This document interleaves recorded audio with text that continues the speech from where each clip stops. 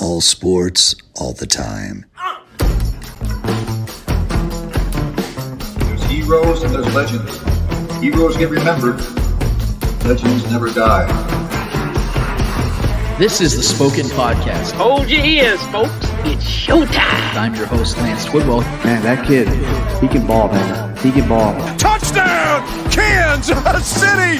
Patrick freaking Mahomes, baby! Let's talk some sports because that's what we're here to do. You are tuned in to The Spoken.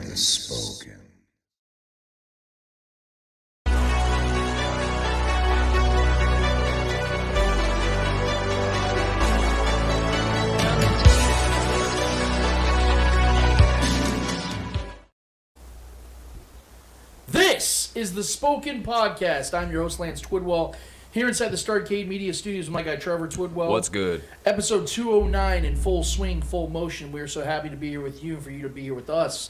Whether you are live streaming, whether you are podcasting, or whether you are YouTube, we want to thank you so much for being with us in this time as we have a fun-filled, jam-packed show with nothing but, and I mean almost essentially nothing but, Chiefs-related topics and content. So I hope you guys are ready for that. Again, we do want to thank you guys so much for being here with us. We have had one hell of a week. Let me just put it like that. Myself in particular, we can get to all that in a little bit. But this show, we've seen a substantial amount of growth in all of our platforms, from Facebook, Twitter, YouTube. You would think this would be the time where it's down. And I don't mean to speak ill of any other shows because we have a lot of friends out there in the content world. But this is usually the time when shows of our genre, if you will, seem to slow down a little bit. But for us, for some reason, every single NFL offseason, we continue to find ways to stay busy. And I want to say it's credit to you guys for what you guys have done for us to give us that motivation. Whether you agree with what we say, whether you like what we have to say, or whether you're just completely against us, you're helping us. And I want to say thank you so much for being at least somebody that contributes to this in one way or another. In case you're wondering why our guy, Mr. Yo Eddie Ortiz, isn't here today, unfortunately, our guy is a little under the weather today. He was questionable coming into today, but now he is doubtful and has actually officially been ruled out, according to Adrian Wojnarowski and Ian Rappaport and Adam Schefter. So, but I do want to tell you guys, our guy Eddie is saying hello to everybody. He misses you guys, loves y'all, and he will be back hopefully within a week's time. But he's been a little bit under the weather. But just wanted to let you guys know where our guy Eddie is currently at this time. But we, like I said, we have a lot to get to. We will not have the Eddie Hour today. I know. I wish we had the track where it sounds like everyone's getting sad, because that's how we feel right now inwardly, and I know that's how you guys feel outwardly as well. We have no Eddie Hour, but like I said, we have so much to get to because the Chiefs have been making some moves, and we're going to talk about that plenty today. We're also going to be, of course, as we do in every single episode, hand out some L's to finish everything off, to let everybody know where we're standing on things that will be found funny in the world of sports, or will be found sad or downright disrespectful. No matter who or what is going on, someone's catching an L today from Trevor and I. So that's definitely going to be happening. Also, hit us up on YouTube, man. Subscribe to our channel if you haven't already done that, and let us know what you guys are thinking about in the world of sports, whether it's NBA, or NBA, MMA, NFL, whatever you guys want to talk about. If we know at least a little bit about it, or we feel that we have an opinion on it, we will give you that, and we would love to hear from you guys. Hit us up in the chat on YouTube. Contribute to the show. Trevor will read some comments if we get any today, which we've definitely been getting plenty of those over the last few weeks. We'd love to hear from you guys. Let us know what you guys think about the show, your thoughts, your opinions, your viewpoints on everything sports related, and we'll get to that. But let's start right here, where I promised you guys that we would definitely get to, because like I said, the Chiefs have been on the prowl. They have been making some really good business decisions, some questionable business decisions, some concerning business decisions that we'll get to in just a second. And I actually want to start off with where the Chiefs have moved off of, or what players, rather, the Chiefs have moved off of this offseason. We knew that people like myself and other content providers, like our guys at Chief Concerns, Marcus Dash and Jason Dunn, a lot of people have gotten with the groove that the Chiefs are now moving with, and that is that when you're a team that is aspiring to win Super Bowls year in and year out, you have to make a ton of good business decisions, which oftentimes fall into the category of unpopular or uncomfortable decisions for the fan base. Now, I had made a tweet about a week ago when it came to Clark Hunt and the way that this franchise has changed over the last 10 years or so, because of the fact that Clark Hunt didn't really have a legacy here in Kansas City, because this team was founded by his father, Lamar Hunt, and we all knew that this was his team. When Lamar Hunt passed, I believe it was in 07 or 08, Clark took over. And for the first couple of years, it seemed very promising with Scott Pioli and Todd Haley coming into Kansas City with that quote-unquote Patriot way. Little did we know that was going to fail in the blistering sun very quickly, and it got really ugly really quick here in Kansas City when it came to that era. But Clark Hunt didn't sit there and just stick his feet into the ground or stick his flag into the ground and say, this is how we're going to do things. I'm going to be basically a Jerry Jones light in Kansas City, and I'm going to make this about me. It's my team. No. He put his ego aside. He went out there and got Andy Reid the moment he was fired from the Eagles, didn't let anybody else get to Andy Reid, and since then the winning culture has changed here in Kansas City. And with that comes a price, though. With that comes the price of, unlike yesteryear, you lose players oftentimes on an annual basis that fans love and adore and want to keep around just because of the fact that we love seeing them play for our team. But if there's anything this offseason has already shown us, is that this thing is totally different than what Trevor and I grew up in, our generation grew up in, where the Chiefs would overspend, overpay on players simply because fans loved them or because they meant something to the franchise. Those days are gone. And unless you are a unicorn, one-of-one, irreplaceable asset, you're very much on the loop to get to be on the hook basically and be gone if the Chiefs no longer deem you as that asset or if you become too expensive. And so far this offseason, the Chiefs have moved off of some significant names. Orlando Brown Jr., Frank Clark, Juju Smith-Schuster, Juan Thornhill, Andrew Wiley, Colin Saunders, and Michael Burton. I know Michael Burton didn't really do a lot when it came to the offense, but he was a special teams player, and Andy Reid obviously loves having a fullback on the roster for whatever reason. But these guys always have pork product nicknames, so hopefully there's somebody out there with like the Ham Hock as their nickname, and the Chiefs can pick them up this offseason. But those guys are notable names that the Chiefs have let walk this offseason. And I guess just as I said yesterday, the Chiefs flipping the roster has become an annual tradition since they decided to run it back in 2020, which was now seems like an eternity ago in such an unforeseen set of circumstances where the Chiefs would basically keep the roster as is after winning the Super Bowl. Chiefs win the Super Bowl this year, and this roster is going to look significantly different from just a year ago. And the Chiefs have clearly made it known, again, that unless you are going to be that guy for the next 2 to 5 years, they're going to move off of you and find a cheaper asset that might even potentially be an upgrade. And we're going to talk about those guys in just a second, because yesterday the Chiefs definitely made some aggressive moves at a very cheap price. And one of those names that the Chiefs moved off of that I didn't think they were was Orlando Brown Jr. There is no question that I have been Orlando Brown Jr.'s biggest defender since the Chiefs made that trade for him in 2021. Maybe it was due to the fact that I accepted him for what he was, a growing, developing, and evolving left tackle in a completely different offense from what he was drafted into in Baltimore. But for whatever reason, my perspective of him and on him, and the perspective of him and on him from other Chiefs fans, was significantly and very different. I am someone that has very much staked my flag and has bought real estate in the Trust and Beach Valley, if you will. But that doesn't mean that I don't have my own opinions, and sometimes those opinions aren't shared or aligned with Brett Veach and the Chiefs, and that's okay. That's what we're here to do, is to discuss these things and tell you from our perspective how we see these things going. That doesn't mean that we think that we have any knowledge better than what the Chiefs do. In fact, I will admit gladly that I don't have the knowledge these guys have, but I'm still somebody that pays attention to this team, and I have an opinion, and I'm going to share that, and that's why you're here listening to it right now. What isn't an opinion, however, is the fact that that Patrick Mahomes loved Orlando Brown Jr. as both a friend and teammate, and that the Chiefs did significantly benefit off of having Orlando Brown as their left tackle over the last 2 seasons. That can't be debated. Earlier this year, Patrick Mahomes was quoted when talking about Brown Jr. He said, quote, "He's a great team player. He's one of the smartest football players I think I've ever played with. He's a high IQ guy." End quote. Sounds like a guy I'd want on my team. Then there's the actual on-field performance. Y'all remember just 3 years ago how the Chiefs lost one real game throughout the entire 2020 season, then blew out the Bills in the AFC Championship, then somehow got absolutely smoked in the Super Bowl via the Buccaneers? How did such a great season by such a great team end in such a way? The Chiefs lost their right tackle, Mitchell Morse, early in the season. Was that it? The Chiefs lost multiple guards and even a center throughout the season. Was that it? No. They kept winning despite those losses.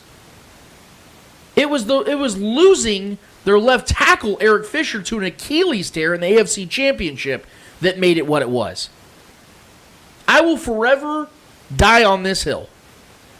The Chiefs win that Super Bowl had they had Eric Fisher healthy. Because having your starting left tackle, especially a solid top 15-ish left tackle like Fisher, makes all the difference in the world as opposed to a Mike Rimmers. Orlando Brown Jr. came in and solidified that spot and improved it. Sure, he had growing pains, and we're talking from switching to right tackle to left tackle from a run-heavy offense to an air raid offense, and your first matchup is against Myles Garrett. He had some slumps as well, guys. But he also allowed 0 sacks and only gave up 2 pressures in the Super Bowl against the second-best pass rushing defense in the history of the NFL.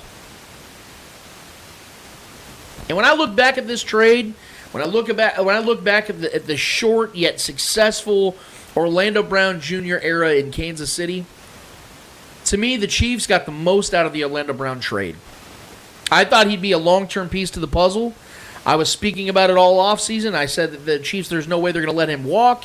I think that he's a sure thing. I think he's only going to get better. He's showing promise. He's just now 26. He's entering the prime of his career. He's entering the prime of his athletic giftings.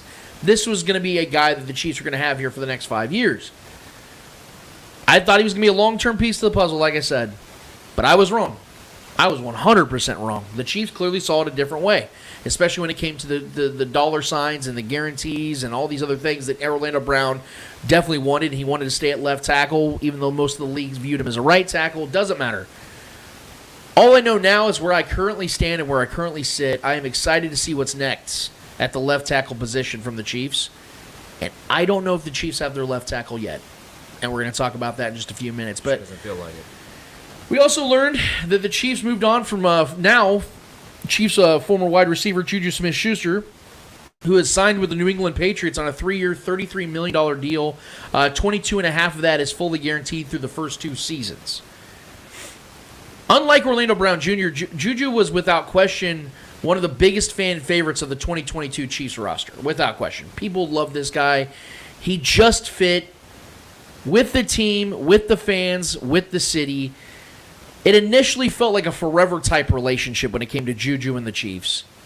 Unfortunately, Juju was banged up for most of the season. He would disappear for long portions of games. And quite frankly, he didn't really provide a ton of production during their playoff run. We've talked about this on the show. Only 10 receptions for 88 yards and 0 touchdowns in 3 playoff games.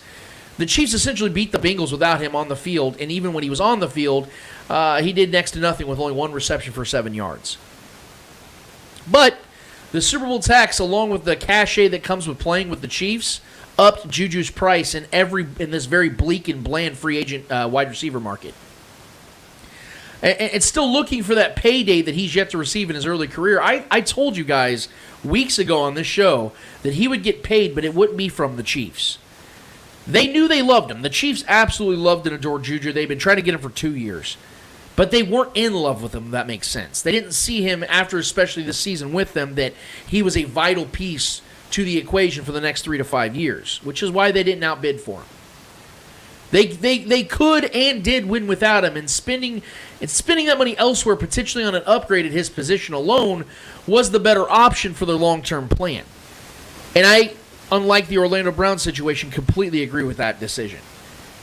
And as far as Juju is concerned, man is doing pretty damn well for himself. 1 year in Kansas City, 1 Super Bowl championship. He got the ring.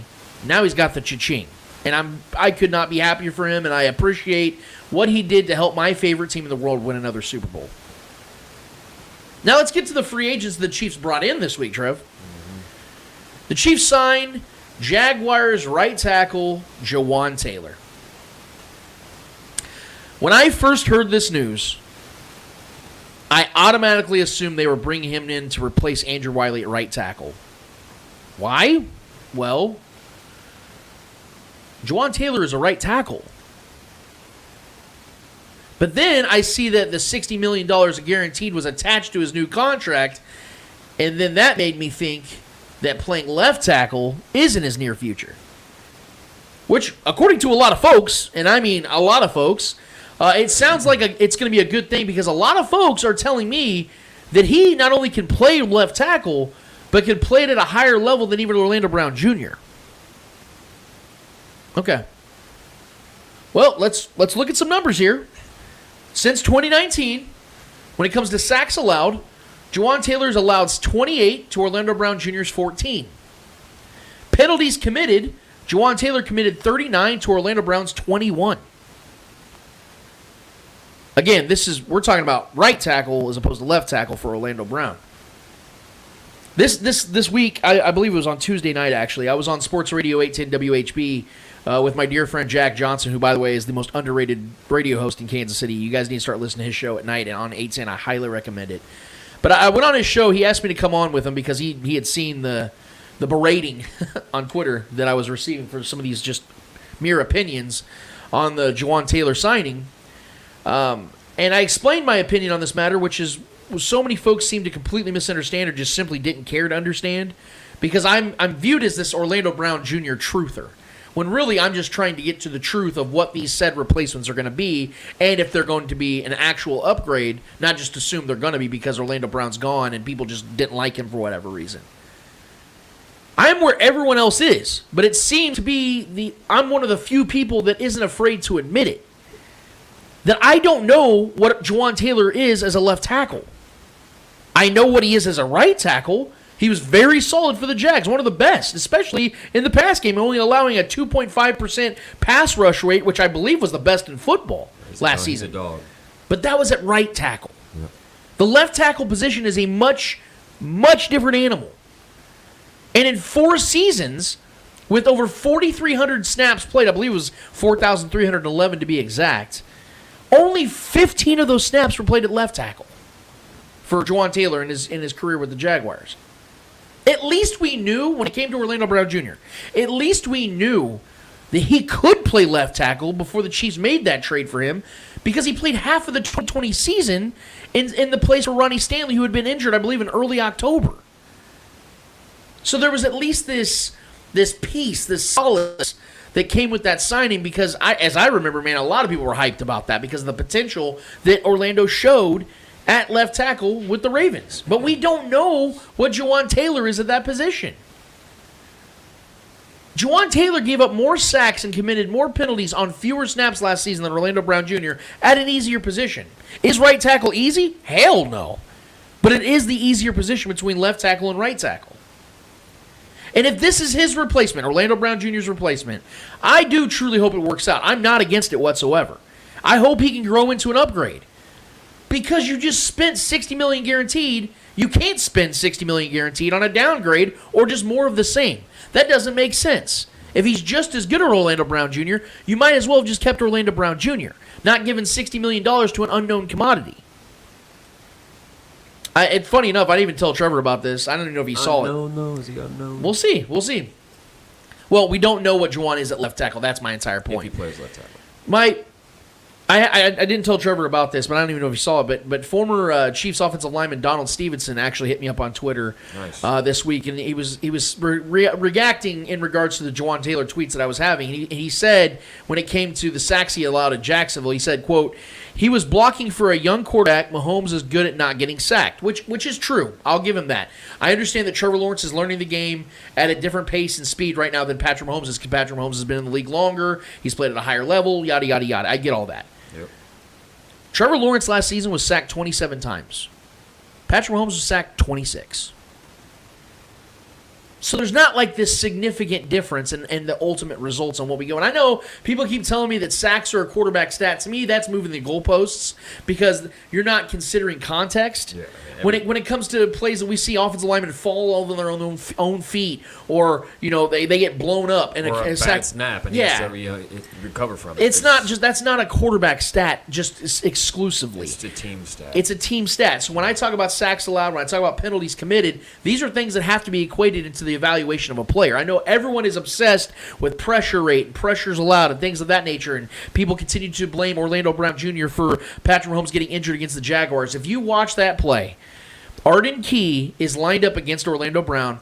He has to run all the way around the pocket, all the way to where Andrew Wiley was set up just to get to Patrick Mahomes.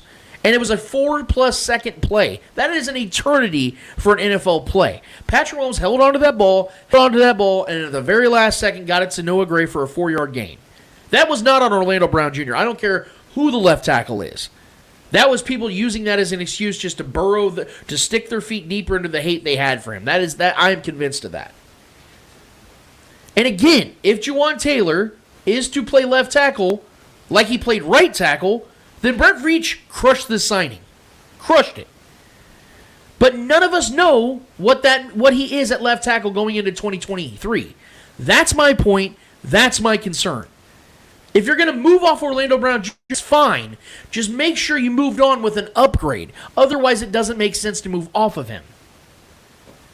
The Chiefs have placed $60 million guaranteed, and the blind side of Patrick Mahomes in the hands of an unknown and unproven commodity at that position. And look, that contract was constructed beautifully by the Chiefs. $18.6 million in the signing bonus, only $6 million against the cap this season. Regardless of which position or which tackle position he takes this season, that'll work. That'll absolutely work. And here's the thing. The fact that the Chiefs were still looking to trade for Laremy Tunsil after signing Jawaan Taylor, is that not odd to anyone else? Right. I posed this question. I don't feel like anybody else brought this question up, but I posed this question this week. Because even at a day or two after the Jawaan Taylor signing, we're hearing the Chiefs and the Texans are still talking about a potential trade for Laremy Tunsil, who is an exclusive left tackle and is one of the 5 best left tackles in football at 28 years old, still lining up for a contract extension. Nope. Why would they be looking to add a top-tier left tackle if Taylor is good enough to fill that role? The Chiefs gave Taylor $60 million guaranteed and then are looking for a trade for left tackle.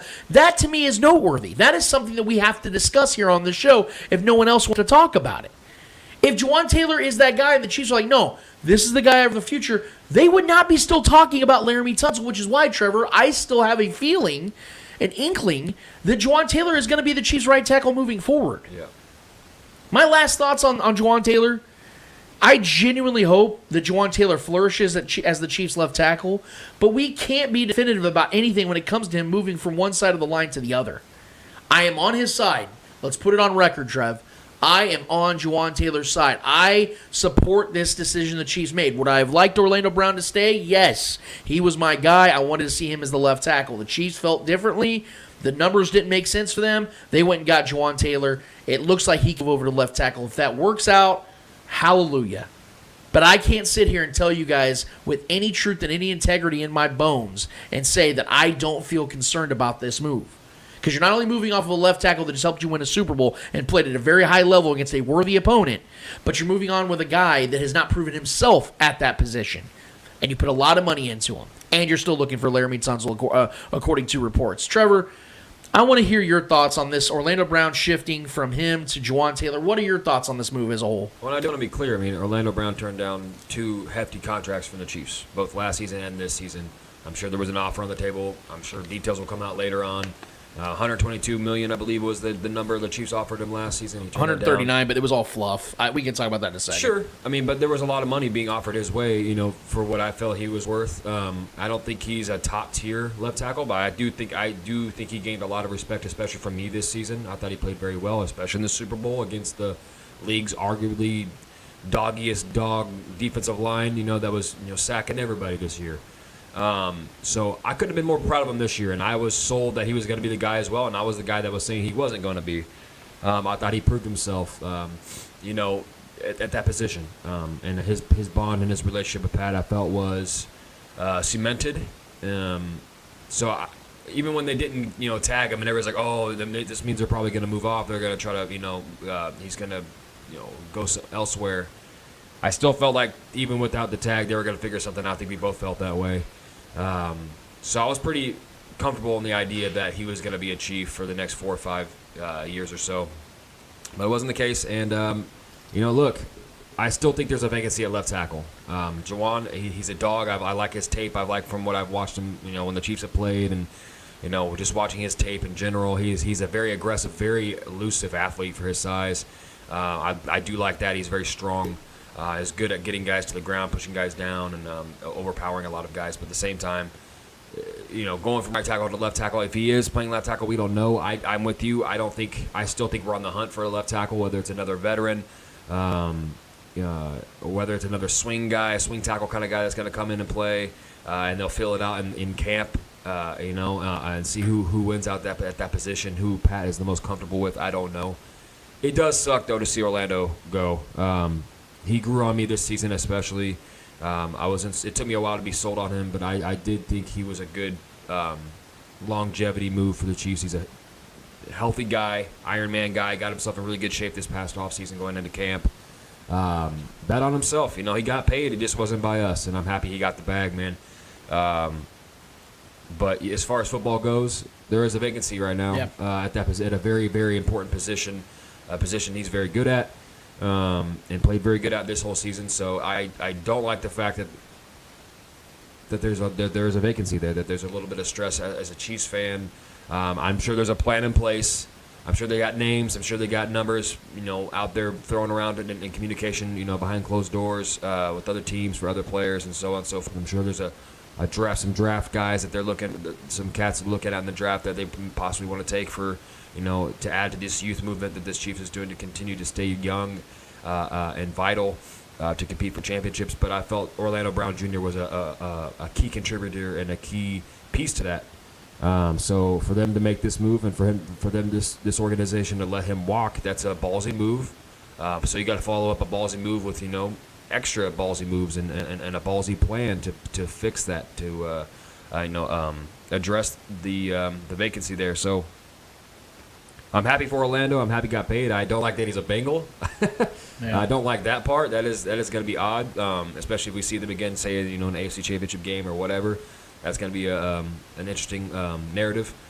But I felt like it was the right move to keep him here, to pay him. But we haven't got a lot of the details on what the offer was, if there was an offer on the table, what we were offering, the details of this season. Last year we had a lot of the numbers and we understood. You said there was a lot of fluff, and I get that. But it sucks. I didn't want to have to think about left tackle this offseason. Yeah. I really didn't want to have to think about it. I felt like it was a no-brainer. I didn't want to have to stress it. But now we paid a guy. We brought in another guy, in Jawaan, who I like. I like him. He's a dog. But I don't think he's the left tackle.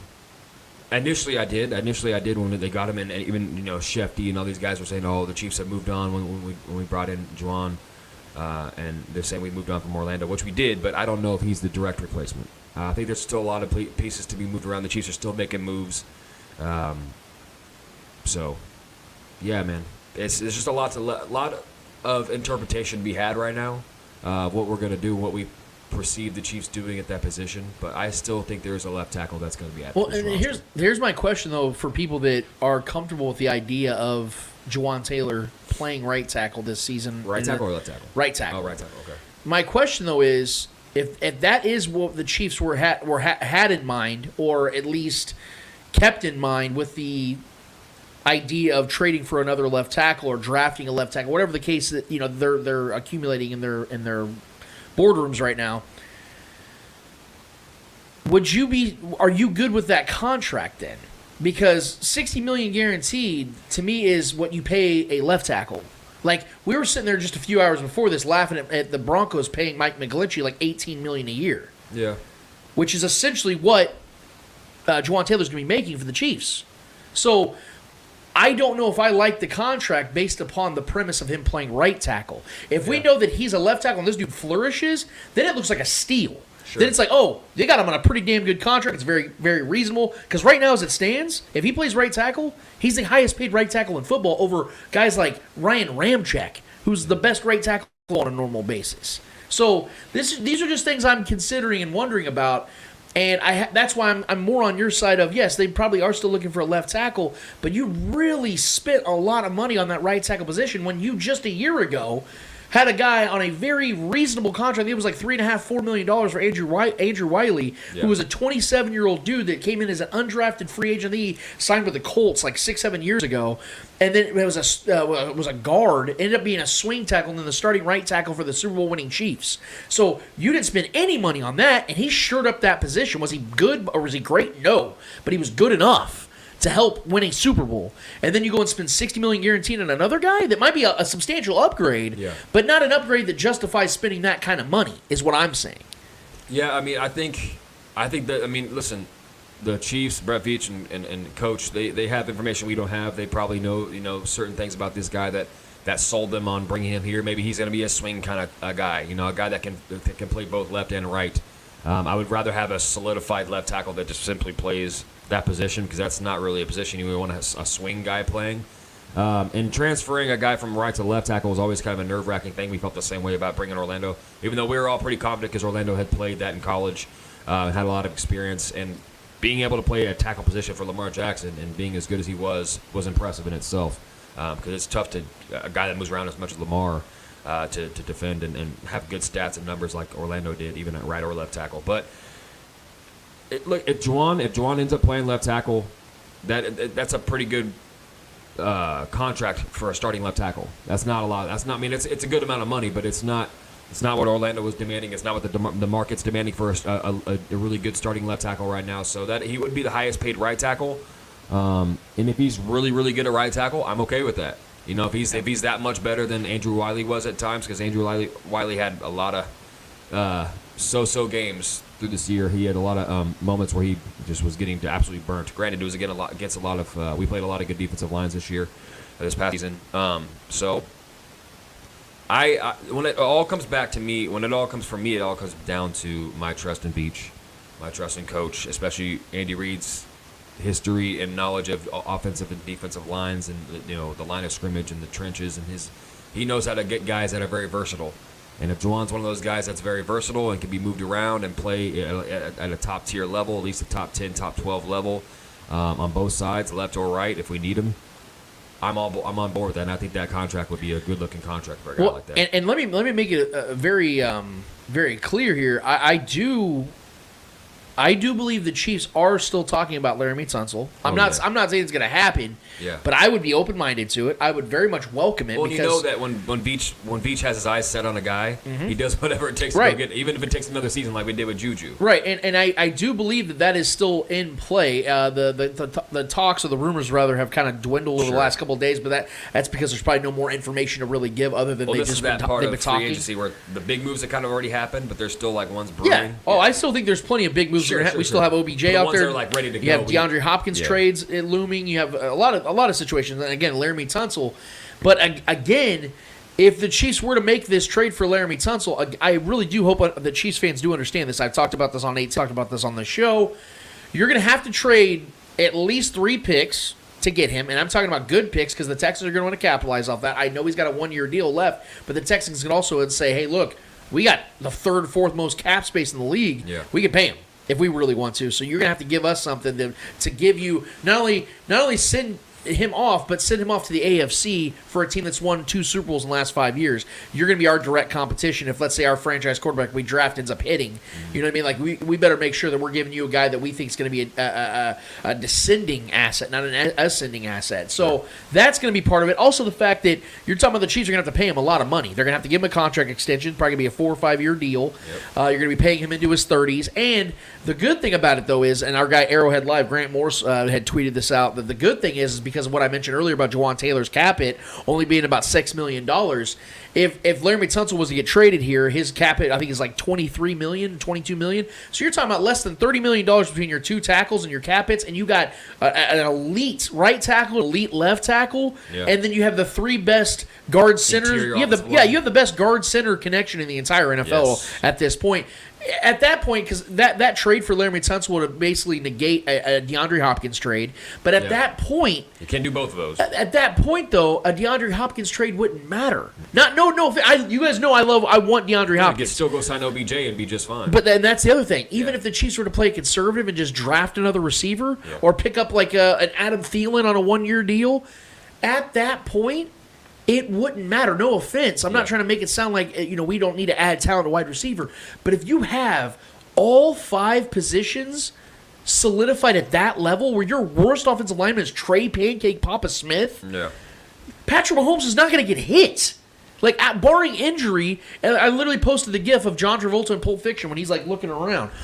That's Patrick Mahomes looking for pass rushers at that point. Yeah. Again, this feels pie in the sky to me. I don't think this trade's going to happen. I do believe the Chiefs are interested, because why the hell wouldn't they be? Well, I'll say this. But the fact that they are is why I'm worried about Jawaan Taylor as a left tackle. Of course, and you can't ever count the Chiefs out with Brett Veach running the show. He's wheeling and dealing. But if it comes down to a trade for D-Hop or Laremy Tunsil, which one would you think would be? Obviously, I think I know where I'm at. Without question, Laremy Tunsil. Yeah. Without question. Because as much as I would love to have a top 10 superstar receiver on this team for Patrick Mahomes, I want Patrick Mahomes protected. Of course. Because we've seen Patrick Mahomes with time throwing touchdowns, big touchdowns, like monumental touchdowns to Justin Watson. Yeah. To backup receivers. He made two of his 2 touchdown passes in the Super Bowl this year were to who? Sky Moore and Kadarius Toney. No offense to those guys, they both could become very promising and star receivers in this league, but at that point they weren't. Well, especially if you think Sky Moore's going to take that next step this season and be more of a vital part of the offense. Right. Protecting Pat makes the most sense. Let me flip for reasoning purposes. If Patrick Mahomes would have the same offensive line against the Eagles that he had in 2020 against the Bucs, do the Chiefs win the Super Bowl? No. Absolutely not. Yeah. So it'd be tougher for sure. I don't think the Chiefs win the Super Bowl if they had the 2020 offensive line that went into the Super Bowl against the Buccaneers against this Eagles team. They don't win that Super Bowl because Patrick Mahomes got sacked 0 times. I think he was only pressured like 6 times total. Yep. So that's my point. Is that protection matters far more than who he's throwing to. Do you want to have those guys? Yes. I hated losing Tyreek Hill. And that's the case with most great quarterbacks. Yes. They they elevate their roster. Right. When Patrick Mahomes has time, especially at this point of his career, it'd be one thing if he was like 22, 23 years old. That's why the Chiefs were aggressive, went and signed Sammy Watkins before Patrick Mahomes ever took over in 2018. Right. To give him that little blanket, that little security blanket at wide receiver with Tyreek Hill and with Travis Kelce. But now you don't have to do those things because Patrick Mahomes is now at a level and with his game and with his experience that he doesn't have to have that additional piece of Sammy Watkins. Is it nice? Yes, if you can afford it and if you already have your offensive line shored up. But for me, the priority list for Patrick Mahomes and winning Super Bowls with him in his time that he plays, make sure his offensive line is shored up and make sure that defense is good. If you have those 2 things in place, the Chiefs are winning 5, 6, 7 Super Bowls. I'm not over exaggerating here because you've seen the times that Patrick Mahomes has had a good offensive line and he's had a good defense. What have they done? They've won the Super Bowl. He got to the Super Bowl with 5 backup offensive linemen. So imagine what he can do with having an offensive lineman consisting of Laremy Tunsil, Joe Thuney. Could you imagine that left side of the offensive line? Holy Christ, man. Joe Thuney, or Laremy Tunsil, Joe Thuney. Then you got Creed Humphrey, Trey Pancake Papa Smith, and then you'd have Jawaan Taylor. Like, that sounds to me so much better than having DeAndre Hopkins with a rookie left tackle and Jawaan Taylor right tackle or switching it. Yeah. The other scenario could win a Super Bowl for sure. Don't get me wrong. But if you're giving me a scenario of who I would rather have, it's without question Laremy Tunsil. Just based on positional value alone, let alone the fact that I think at this current time, he's better at his position than DeAndre Hopkins is at his. What do you think is more likely to happen, though, if we trade for Laremy Tunsil or another left tackle in this league, which I don't really know what other names are out there, or D-Hop? At this current time, I think it's D-Hop. Yeah. Because I think it's more realistic to make that trade. I think that the Chiefs realize that how much they'd have to get up to get Laremy Tunsil, what they just paid Jawaan Taylor. I think that they're looking at it as we would love Laremy Tunsil for the right price. So maybe they're negotiating the Texans down a little bit. But I don't even know if there are other teams that are looking at Laremy Tunsil. There could be. There could be some dark horse team that comes and snags him up on Monday, and we didn't even see that team coming. Yeah. So I think the Chiefs are just trying to weigh out the scales here of what they're asking for in Laremy, and they're trying to negotiate him down a little bit. But I think the more realistic scenario is trading a 3rd and a 5th or a 4th and a conditional 6th for DeAndre Hopkins. For DeAndre Hopkins, the problem is he doesn't really have a market right now. The market, they're It saying is his quiet. market is going up. Yeah. The problem is the Patriots were one of the biggest teams that were involved in the discussions. Well, and They he's just already- signed Juju. Yeah, and he's already been coming out talking about I'll be flexible and flexibility this and flexibility that because he knows his market isn't what it is. Well, I don't What want he to thought it would speak. be. I don't want to speak for DeAndre Hopkins. I don't know the man. I've never talked to him. I would imagine he would if he got to pick a team to play for, it's the Chiefs. For sure. I would imagine that the way he talked about Patrick Mahomes during the Super Bowl, the fact that this is the team of all teams right now that gives him the best chance to win a Super Bowl, and if that's what he's wanting, and I can't tell you who's been telling me stuff, but I've expressed to you some stuff that I've gotten, Trevor, some information. People close to DeAndre Hopkins do believe he wants to play for the Chiefs. Well, that and the fact that we just lost Juju, we might lose McColl. We're going to have some room to have. There's going to be plenty of targets to go around. Yeah. You take away McColl, you take away Juju. Dude, if D-Hop gets in, he's going to get the work. Even if you were to keep McCole Hardman, which I am open-minded to, and I've expressed this absolutely. yesterday. Absolutely. Even if you were to keep a McCole Hardman, Yeah. you're talking about DeAndre Hopkins being a solidified, surefire wide receiver one, and also for me, that solidifies the opportunity for Kadarius Toney and Sky Moore to continue to develop their games. Because right now, I think Kadarius, and I wrote a whole piece Very on this. different receivers. I wrote a whole piece on this on the Spoken on Facebook and on Twitter about why adding DeAndre Hopkins or an OBJ would actually help Kadarius Toney, not just, all right, Kadarius Toney, you're wide receiver one. Yeah. When we know that Kadarius Toney is still trying to work through injury problems, things of that nature, I would rather see a guy above him to kind of help him so he can become a complementary piece and that veteran work his presence for way. either one of those guys, the veteran presence that those guys would bring, and the way they've been around the league and made mistakes, and these guys can learn a lot from either one of those guys if they're in this locker room, man. There was also a couple other signings that took place this week. The Chiefs signed the former defensive lineman for the 49ers, Charles Omenihu, I think that's how you say his name. Yep. Yeah, Omenihu, to a 2-year, $20 million max deal with $7.2 million signing bonus, along with $8.6 million guaranteed. Guys, It's a beast, man. I love this kid. I really, really like this one. Really like this one. Do you really like it? I really like this one. Charles Omenihu is 6'5", 280 pounds. He'll be 26 next season. He's missed only 5 games in his 4-year career and finished the 2022 season with a career high 54 quarterback pressures. For context, He's really big too. he's a unit. Big For fella. context, quarterback pressures in 2022, Charles Omenihu had 54. Frank Clark had 24. Now, this is not a shot at my guy Frank. We love Frank. We're Team Frank here up in this bitch. Yep. We love what Frank was for this team. That is 30 more quarterback pressures. He had more quarterback pressures than Frank Clark had pressures, period. Far more available too, man. No offense, Frank. His pressure totals would have finished second to only Chris Jones on the Chiefs defense last season. And now that they are going to play together with George Karlaftis in year 2, has to terrify the league. Louis Riddick was saying yesterday, or a couple days ago, this is an effing problem for the league. On his Twitter account, you can go look it up. He goes, it's an effing problem to think that Omenihu and Chris Jones get to play together. Facts. The signing is so great, whoever the Chiefs add to the equation via the draft or another free agent signing will be considered icing on the cake because the Chiefs just upgraded their pass rush, a pass rush that was first in quarterback pressures and second in sacks just last season. I get that Frank Clark will be missed. Trust me, he'll be missed here, especially given his postseason success. But Omenihu is the more complete, more consistent player and is about 5 years younger and will be substantially cheaper. Now, we have to address the elephant in the room because with Omenihu comes some off-field concerns. According to Pro Football Network, back in January, Charles Omenihu was arrested on suspicion of misdemeanor domestic violence by San Jose police on Monday afternoon of that week, according to Robert Salong and Cam Inman of the Mercury News. Police were called to his home by a woman claiming to be his girlfriend, who told officers that Omenihu pushed her to the ground during an argument. The police news release does not describe any visible physical injuries, but mentioned that she complained of arm pain. Omenihu has been served an emergency protective order. He's required to stay away from the woman while the order is in effect. The 49ers did release a statement during that time. They did say they were aware of the matter involving Charles Omenihu and are in the process of gathering further information, as to be expected. I'm not going to get caught up in the speculation here. This is according to the writer, but there could be a chance that Omenihu is suspended by the league. But I don't think the Chiefs signed him unless they knew they were going to have him for the majority of the season. That's what I do know. There's a lot of speculation here, and I don't want to be one that speculates, but I will focus on the football side of things. And if everything goes as planned, as I imagine the Chiefs are planning, Omenihu is going to be a guy they're going to have for the season and for the postseason if everything goes as planned. So this, to me, is a very, very good football move by Veach. We will learn more developments as time comes on about his personal affairs, his personal life. I don't know what's going to happen. I don't know what the truth is. I'm sure it's still a very, very much a developing situation. It was only 2 months ago when this took place. But I love this move from a football standpoint because this is an upgrade. This is also a Steve Spagnuolo guy.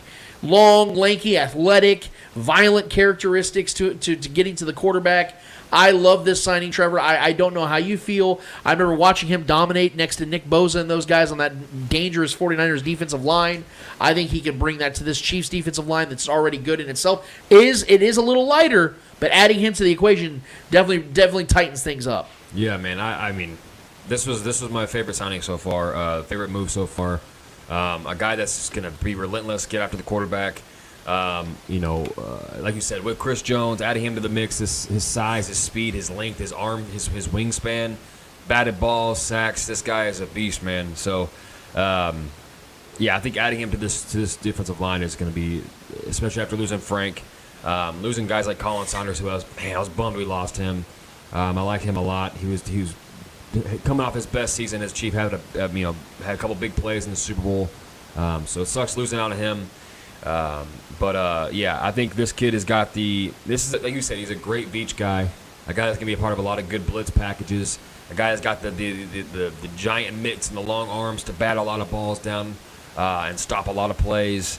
Comes from, and my big thing too is coming from San Fran, being a part of that system, learning from those guys over there, learning from the coaches, learning from guys like Nick Bosa, learning moves and swim moves and the ability to pick up extra, weaponry and arsenal in your brain to, you can always learn from the greats. And Nick Bosa is obviously the best at what he does in the league. And being around guys like that and learning from guys like that to get after quarterbacks and being a part of that coaching staff. And he's going to come in. I think he's going to be coming in ready to rock, ready to go, especially, coming onto a team that just won a Super Bowl and wanting to be a part of another run. And it's very important to him. He's been a part of some great teams over there and just fallen short.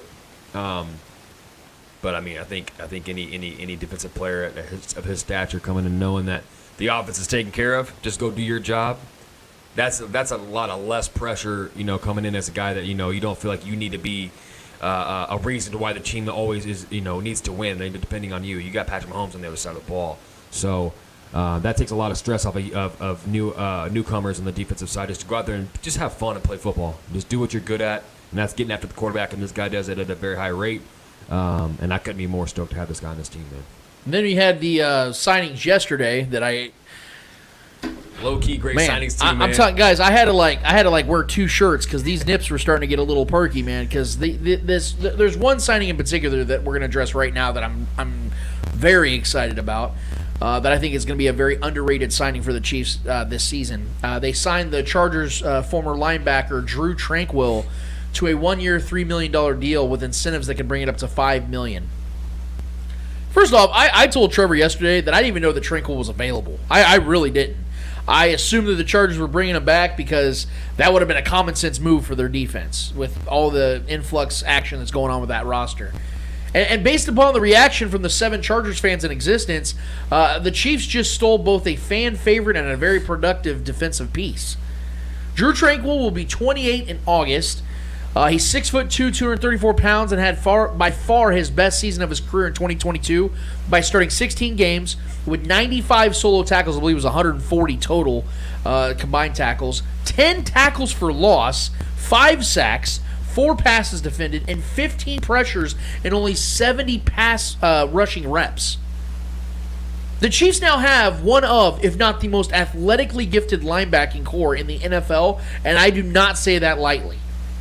But you're talking about a 25-year-old Willie Gay Jr., a 23-year-old Nick Bolton, a 22-year-old Leo Chenal, and now a 28-year-old Drew Tranquill as your linebacking core. supposed to be flying around, man. All are insanely good at tackling and finishing plays, and by adding Tranquil, it complements Bolton's game, which is known to be better at stopping the run game and tackling at the line of scrimmage in an open field, like in the flat throws, whereas Tranquil is actually really good at pass protection. As I said, 4 passes defended. This guy was all over the damn field last season. Yep. I know that there has been speculation because as soon as this happened, I saw people talking about, well, you're adding another linebacker when that's not really a position of need. Does that mean that you're going to trade a guy? Is there going to move off somebody? What's going to happen? Like, guys, this is a 1-year deal for a veteran player that's bringing all he's bringing to this team. They're stockpiling talent, and to a young defense, they're bringing a veteran who's known for his versatility. So all they're really doing here, guys, is just adding depth addition. They're bringing talent to this team. That doesn't because as we remember, Darius Harris was playing a lot of snaps for Willie Gay last season. Yep.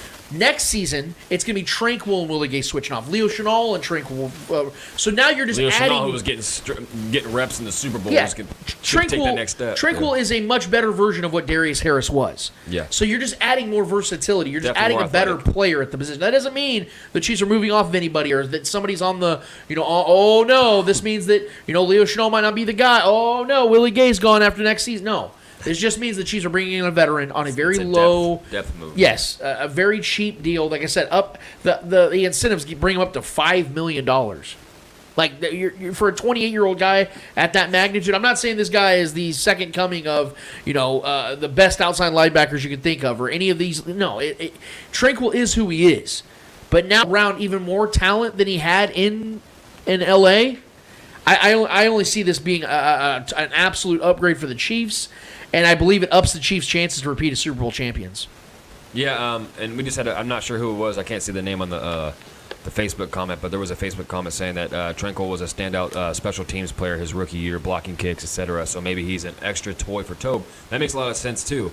Guys like that, and that's a perfect Tobe guy, a good Spags guy that can, rotate in and out of the defensive snaps, but also play a lot on the special team side of things. And we always like those sneaky guys on special teams.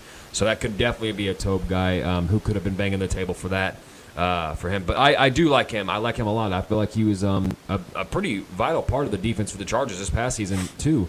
He made some plays against us, in those close, tight games against the Chargers this season. He's a very competitive, very rah guy. I like him a lot. He does fly around though. He's good in coverage, which we might need. I mean, Willie Gay is a fairly good guy in coverage as well.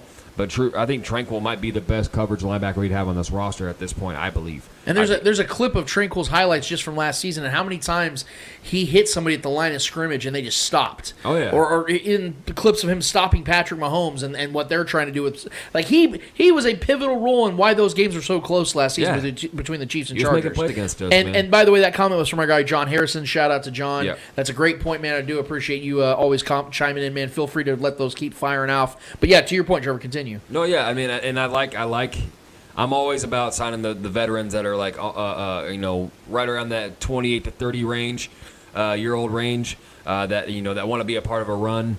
He's been a part of a rivalry for a rival team from us with the Chargers. So him joining here, that just kind of adds a little extra juice to see his teammates, his ex-teammates twice a year this coming season. So that's always kind of a fun thing to grab talent from those opposing teams as well. But I like him, man. I like what I've seen from him since he's been a Charger, since he's been in this league. He's a guy that flies around, makes plays, knows how to find the ball, get his hand on the ball, and he can crack too. Yeah, like you said, he's a guy that can stonewall some guys, and I like guys that are aggressive. You know what I mean? And then that was the biggest improvement I think on the defense. This past offseason, outside of the youth, obviously the youth and the speed that we had on this defense this year, but the guys were very aggressive. Nobody was taking plays off. Guys were sacrificing their body, making plays. Brian Cook out there cracking guys. Trent McDuffie making some big tackles. A lot of guys were just really out there tackling. And tackling was a big issue for us the year prior to this past season. Way too many whiff tackles. So getting a guy like Tranquil that doesn't let anybody by him, a guy that wraps up tackles really well, will meet people at the line of scrimmage, will defend the over-the-middle passes, good hands as far as being a ball hawk kind of guy, too, for his position. So having another guy that can play coverage, even deep coverage at times, or things are getting tight in the red zone, he can cover a guy, bouncing to the outside. He has the speed and the strength to keep up with a lot of these guys. So it's just a good depth move. Like you said, a one-year deal. definitely good for another run here this next season. Well, and I just want to throw this out here before we move on to the next signing.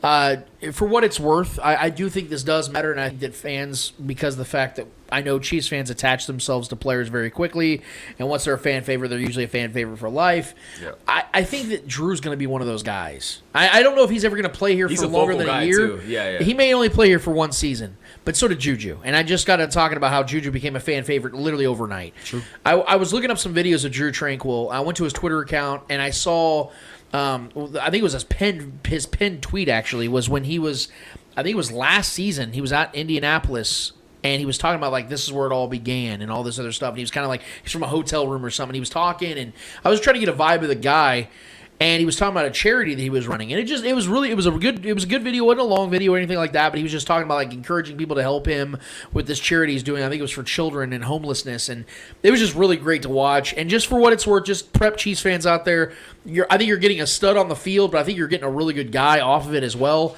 So I think this dude just really fits and meets the criteria of what Chiefs fans look for in a Chiefs player. Yeah. So just be prepared for that, guys, because I think you're going to really like this guy and the player. Absolutely. The Chiefs also were not done yesterday, because I think it was about an hour after they signed Drew Tranquil. They signed the former Bucs cornerback, or safety rather, Mike Edwards, to a 1-year, $3 million deal with incentives that are just like Drew Tranquil's. It was a $5 million deal with incentives included. Mike Edwards will be 27 in May. He's 5'10", 205 pounds, played in 13 games last season, put up 82 combined tackles with 2 interceptions, 3 tackles for loss, and 3 passes defended. I saw a tweet from our guy Matt Lane from KCSN. Yeah. And Matt Lane stated that last season wasn't exactly Edwards' best in regards to coverage. He had some downtimes, and he also obviously missed 4 games as well. But for me, if 82 combined tackles in just 13 games is a down season for Mike Edwards, I'll gladly take another down season for Mike Edwards, because I think that that's all the Chiefs really need, given the fact they already built their young, talented nucleus at corner and in defensive backs around guys like Brian Cook, who I think is going to be the ultimate Juan Thornton replacement. You have Justin Reed on a short-term deal. You have Trent McDuffie, Joshua Williams, and Jalen Watson. Those are going to be the key pieces. I think that Mike Edwards is going to be coming in as a complimentary piece. I know this is assumed to be the Juan Thornhill replacement. He could be. I'm not necessarily believing that or not. I think he's just going to be a good complimentary piece to throw into dime, throw in a nickel every once in a while, have him just go out there and try to break up plays. But the physicality between him and Brian Cook is what's something that very much excites me. I know he's more of an undersized safety. He's only 5'10", like I said, but he does crack. And I think that's something this Chiefs team does need, and it never hurts to add more versatility and add more physicality to your defense, and just shoring up and getting veteran presences back there, because one thing we do know, even though this cornerback and defensive back room has become more experienced than pretty much any other rookie room from last season, you still need to add more seasoned veterans, and getting a guy in his prime years at 27 years old, to me, this is just a typical Veach move, a typical Veach signing. Low risk, potentially high reward. You're getting him and Drew Tranquil essentially on a combined 2-year, $6 million deal with incentives that get that up to $10 million combined. I mean, sign me up, Trevor. These are common sense moves, and this Mike Edwards one, it may not be a great, holy shit, move the needle type move, but this is a move that I think that could very much pay dividends for the Chiefs, and like I said, adding to the chances of them winning another Super Bowl. Yeah, like you said, it's just another layer. It's another glue guy that can be in here and be in the rotation, another depth guy. A guy that hits really hard, a guy that makes plays. A guy also has really good ball skills, though. Yeah. He is a ball hawk. I know a couple Bucs fans. I work with a couple of them. And they told me that this guy knows how to track the ball. This guy cracks. This guy is a solid player, a good guy that just to have in the rotation. So these kind of signings are the ones that I like a lot, because what this also tells me with these signings that people are, not too stoked about or over the moon about, I like that, because that means our defense is already pretty much in place. We're just adding guys that are depth pieces that can just be contributors here and there. They don't have to be relied upon to be some kind of star for our defense, because our defense already took a big step last year. We already have our monsters, our dogs, really, outside of the Aminu signing. Out of him, he was obviously the biggest addition so far, with Frank Clark's departure and everything and so on and so forth. But I just love the fact that we can make these bring in these guys that are rotational kind of guys that we don't necessarily need a big star player to go out there and make these big moves and these splash trades. We're more focused because our roster's already pretty much set with these young guys that are going to be here for a while that are already in place. So adding a depth linebacker, adding a depth safety, I just love these kind of moves, man. So I am a fan of him. I like this signing a lot. I like. I'm always a fan of safeties with good ball skills that don't take plays off, that will crack and lay that wood. And having him in addition to Brian Cook, him and Justin Reed, I like all three of those guys a lot. I think he is a fairly. I'm pretty confident he is a Thornhill replacement. I'm pretty sure we'll probably draft another safety at some point, maybe in the 5th, 6th round or something like that in this draft. Just to have extra depth there as well. But I like this, and I like him, another guy coming from a good system. Yeah. The Todd Bowles system is nice, man. Yes, a guy that's it's going to be not, because when you're in those systems, that's an underrated signing. If you're signing a guy from the Texans or something, I know we got Justin Reed from the Texans, but he was a very smart football player coming into the NFL coming from college. So that was a good move there. But I like guys coming from the Shanahan or the D'Amico Ryans, led defenses. And then Todd Bowles led defenses. So having guys come in that have a playbook, a very thick playbook, you got to be knowledgeable and learn these things coming in ready. Spags is going to utilize these guys a lot, and I can't wait to see them on the field, man. The only thing I'll say about why I'm hesitant to call him the Juan Thornhill replacement is the fact that it was a 1-year deal. Sure. If the Chiefs were to get him on on a Justin Reed type contract, where they got him on a 3-year deal, you can get out after year 2, and it's worth like $33 million. I'm like, okay, this guy's clearly here for at least the next 2 seasons. I think the Juan Thornhill replacement is truly Brian Cook. That's what I'm saying. Sure. I think it's going to be more Brian Cook on that end. Yeah. Justin Reed is still the general of that secondary, but I definitely think that this is a guy they're bringing in to say, okay, 27 years old, like you said, Trevor, coming from a really good system. We want to see what you can do here. And if you can do something great, then maybe we can talk about extending you, because then you're talking about a 28-year-old, all of a sudden they can come and give him another 2-year deal or something like that if it all works out really well. Another signing that I think was very underrated, in fact, it might be the most underrated signing the Chiefs have made this offseason, is bringing back their guard/center, Nick Allegretti. Nick Allegretti, baby. I love Nick Allegretti. Hell yeah. This guy has been a stable, a very consistent backup piece the Chiefs have used. According to Matt McMullen from the Chiefs, last season, Nick Allegretti played 3 different positions for the Chiefs. He played left guard for 150 snaps, right guard for 112 snaps, and even center for 13 snaps. So this is a dude you can throw all over the offensive line. That's an Andy Reid guy right there. And as lucky as the Chiefs were last season at offensive line where guys were not getting hurt, we both know that that's not the reality every single season, and you have to have guys like Nick Allegretti that can fill in those roles. You got to have him, okay, hey, look, man, Joe Tooney's going to be out for a couple weeks. We got Nick Allegretti. We can play him for 2 weeks. Oh, hey, man, Trey Pancake Papa Smith's hurt for, he got an ankle. He's out for the rest of the game. Nick Allegretti can go right in and be effective. He knows the offense. I think he'll be 26 this year. Yeah, is he that young still? He's only been in the league for 4 years. Wow. I think this will be his 5th season. So Nick Allegretti's super young, knows the offense, has been here his whole career pretty much. I love this signing, having him back. I think it's a very underrated signing because, again, he's a guy that you're absolutely going to need, and we know the number one thing is to protect Patrick Mahomes. This is a guy I know that Patrick trusts. He's been here, I think, for 4 years now. I think it's just a great opportunity for Nick Allegretti to be here for one more year. Can he play left tackle? Don't get me going right now. Don't get me going right now. But there was something else I wanted to talk about because there's a lot of discussions going around about skill position, and I brought up briefly earlier, Trevor, when it came to what we were talking about with Kadarius Toney, and when it came to just the skill position, what the Chiefs are going to do with it, and I really do believe that the best chance for Kadarius Toney to become that wide receiver 1 is if he's not the wide receiver 1 this upcoming season. And, I know that Kadarius Toney has a ton of support. I was slower to it. Trevor, you were immediately on it. A lot of people were immediately on it. As soon as the Chiefs traded for Kadarius Toney, they were like, oh my God, this is the guy. But I don't think that we can fully say just yet that he is that guy. And the reason why is he has the skills and upside of a wide receiver 1. That we're not going to debate that here because he's already shown it. He's shown us glimpses and flashes of just how dangerous and deadly he can be in space with the ball. The skill's there. It's there. Yeah. But there's also the injury concerns that we have to discuss. He's missed 15 games in just 2 seasons in the NFL. That's a lot. Now people say that, oh, well, he was sitting out with the Giants because he was faking, and I'm not going to do that. If Kadarius Toney says he's injured, I'm going to give this guy the benefit of the doubt because I don't know him as a liar.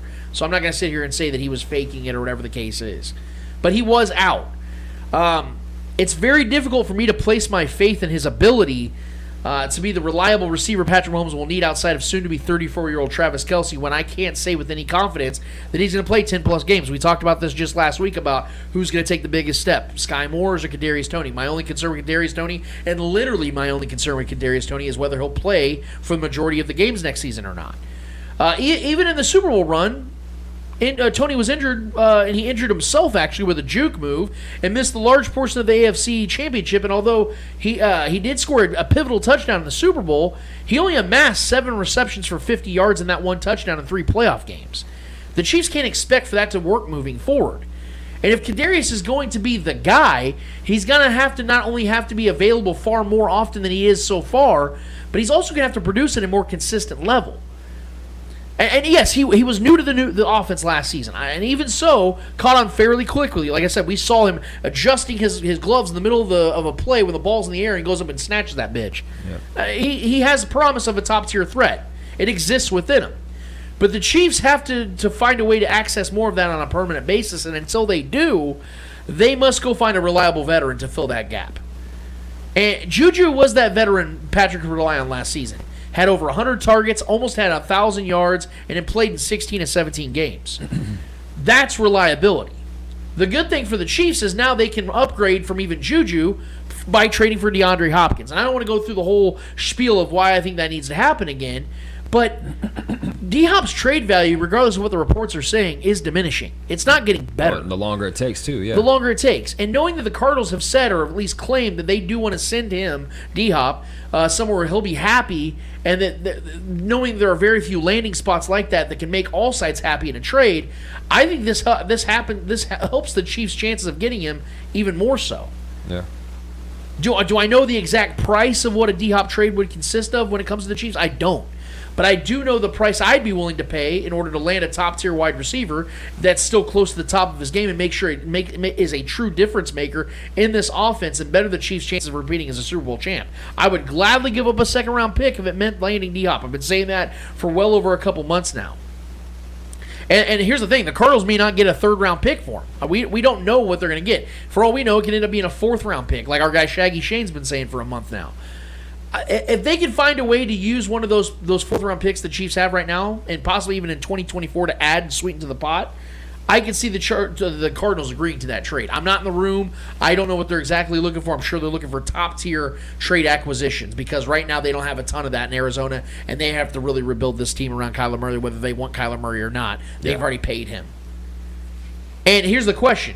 Would or could Brett Veach find a way to get a solid contributor with picks to trade for D-Hop? I find it hard to believe that they would find anything or anyone close to what D-Hop is when it comes to talent and production, especially for the 21-23 season if they were to hold on to those picks and just draft a guy. And to be honest, as we've talked about it before, when it comes to drafting receivers, that's one thing the Chiefs haven't really done at a high level yet. Yep. Sky Moore has promise, but we don't know what he is yet. He only had like 250 yards last season. McCole Hardman, people have killed him forever because he didn't turn into Tyreek Hill. I know I'm one that has been relentless when it comes to making this trade, but that's only because of how deadly I know this offense will be with him in the mix, again, with the Kadarius Toney emerging as that wide receiver one.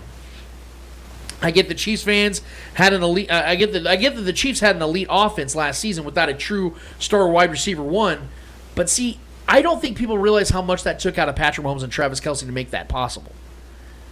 If the Chiefs and the Chiefs fans want to keep those two guys as great and as healthy as they've been for the next several years, they have to get them help. You can't expect Travis Kelce to go out there and snag 115 balls, 1,300 yards, and 12 touchdowns in his mid-30s. Yeah. That's just not going to be a reality. And if he does, the man's a demigod.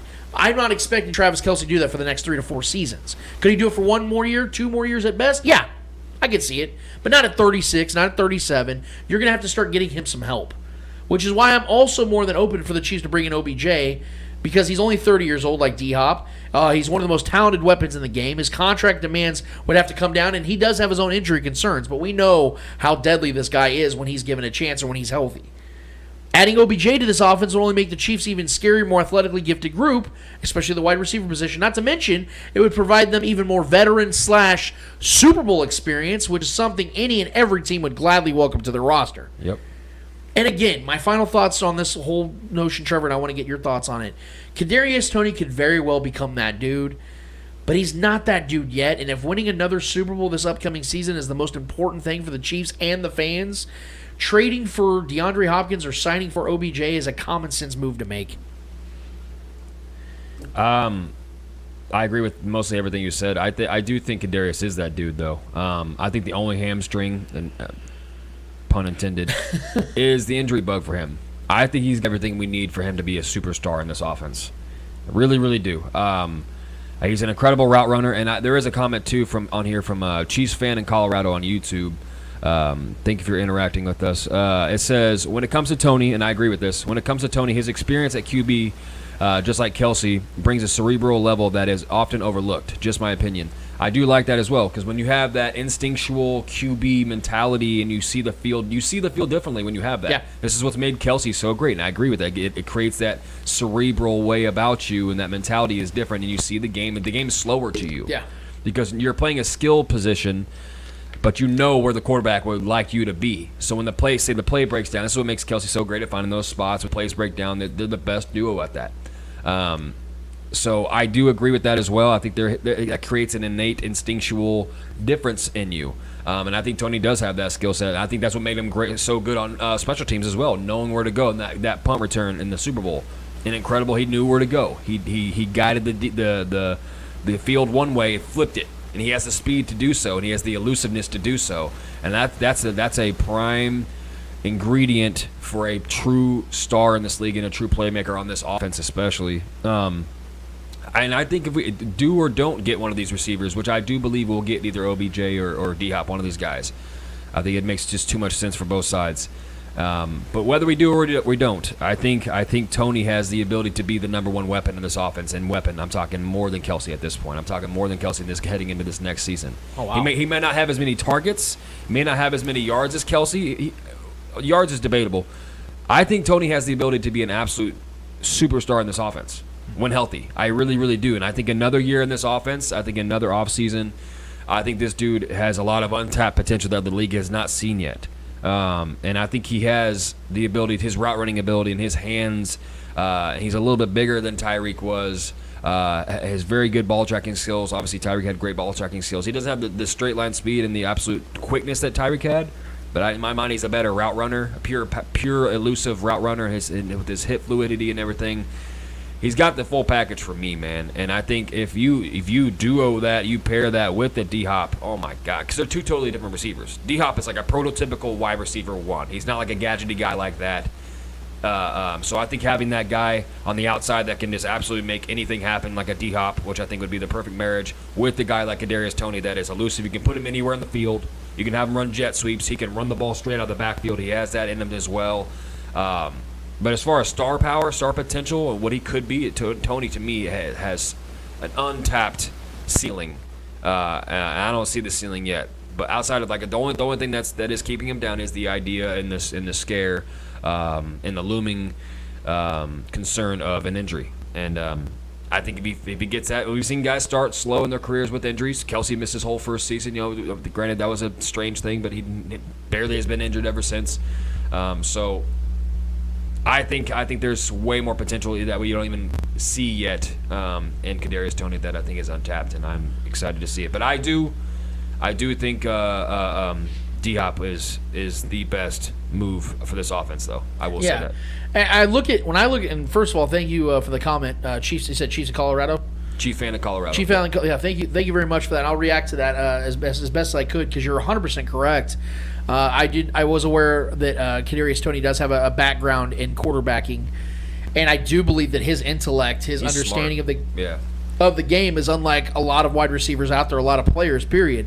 He's a very intelligent young man. I do not fight that or push back on any of that at all. when I look at Kadarius Toney, if I was to make an analogy of him, I looked at him as the coolest car you can imagine. Just like a Lamborghini or a Maserati or Ferrari, whatever like awesome car you can think of. Yeah, an Aston Martin, one of a Rolls Royce, anything like that. Just this. Everybody has to turn and watch as that car goes by. It's just because you don't see that kind of car ever so often. It's very, very rare you see that car. But every 30 miles or so, the alternator goes out or gets a flat tire, and you're like, "What?" It's very expensive to fix. Right? Why do I keep dealing with these issues? Like, this car is so badass. Yeah. Like, it's the coolest thing around. Like, it's a legendary type car. Like, it has the potential of winning car shows and all these other things. Like, why does it keep breaking down? Like, damn it. It frustrates you because you know its potential. That is my problem with Kadarius Toney, is I want to be on Trevor's side of the table here, where I'm like, oh, this dude can outperform Travis Kelce next season. Yeah. I can't say that yet because, again, I haven't seen this guy play a full season, let alone a half season yet. That's my worry. That's my concern. I mean, again, in the biggest games, he didn't play very well. Like, he did catch a touchdown. I appreciate that. But let's be honest. That was a scheme.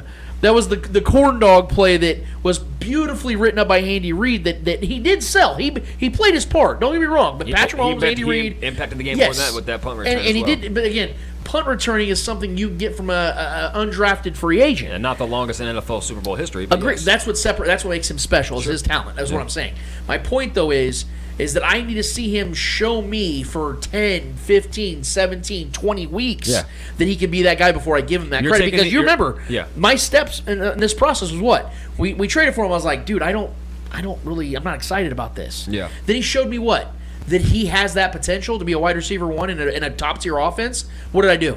I changed my opinion. He lacks no confidence. He came out there and was ready to go. I went on this show. I went on Chiefs Concerns. I was like, guys, this kid is special. I changed my opinion because I saw it. If he shows me, if he shows me and I see it for the first 10 weeks of the season, he has 630 yards, or 700 yards or whatever, and 5-6 touchdowns. I'm like, I'm glad we traded for D-Hop, but we got our guy for the next 5 years. You're taking more of like the wait and see approach. Yes. I'm taking the more can't wait to see approach. Right. You know what I'm saying? So like that's what I'm a little bit more on the skeptical side. I'm already kind of biased and convinced that this guy has superstar, like literally superstar potential in this offense. Yeah. Like he could be like fantasy reasons, headlines. Eat your heart out, Tyreek Hill. I'm just kidding. Tyreek Hill is one of one, but I mean there is going to be some of those conversations that I feel like next year when Toney starts really elevating his game and becomes a vital piece of this offense, they're going to be like, well, this is the next Tyreek Hill for this offense, and fuck it, Kadarius Toney's down there somewhere. There's going to be those memes because I truly feel like Kadarius Toney is going to fit this offense so perfectly. It's just it is the health concerns, and I get that. That's a 100% a valid argument.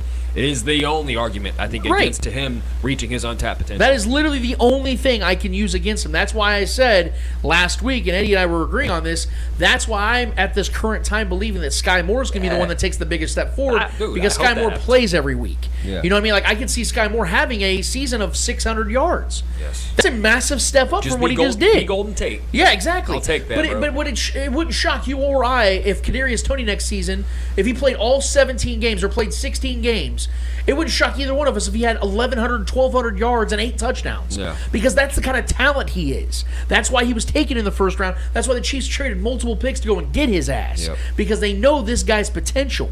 I know his potential. Yeah. You know his potential. But we don't know what he can be for a full season because we've yet to see it. And I hope to God it does. Could you imagine the Chiefs make that trade for D-Hop and then you get 16, 17 games out of Kadarius Toney?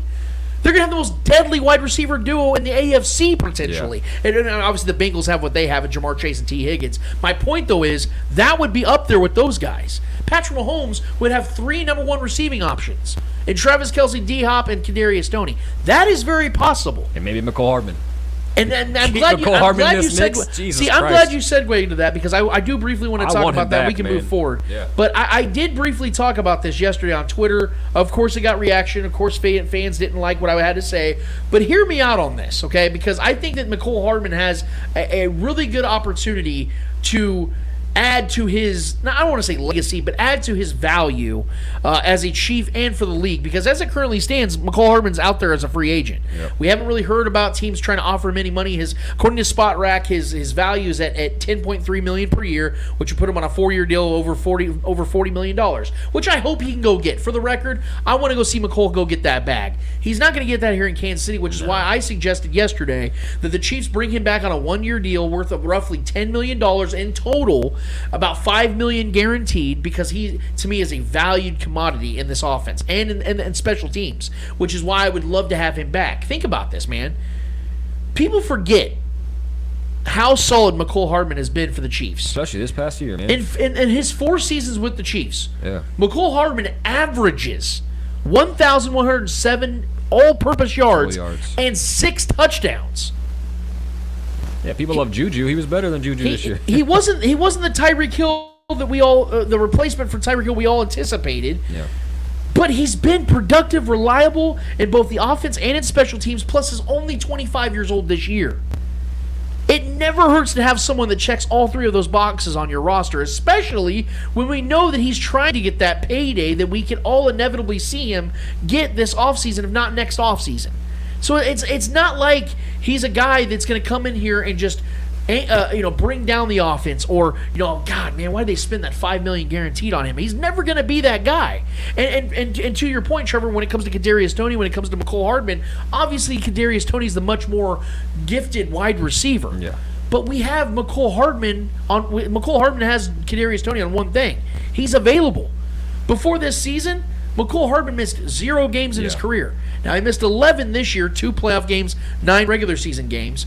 But you saw, before McCole Hardman went down with that injury, how scary he was in this offense this year.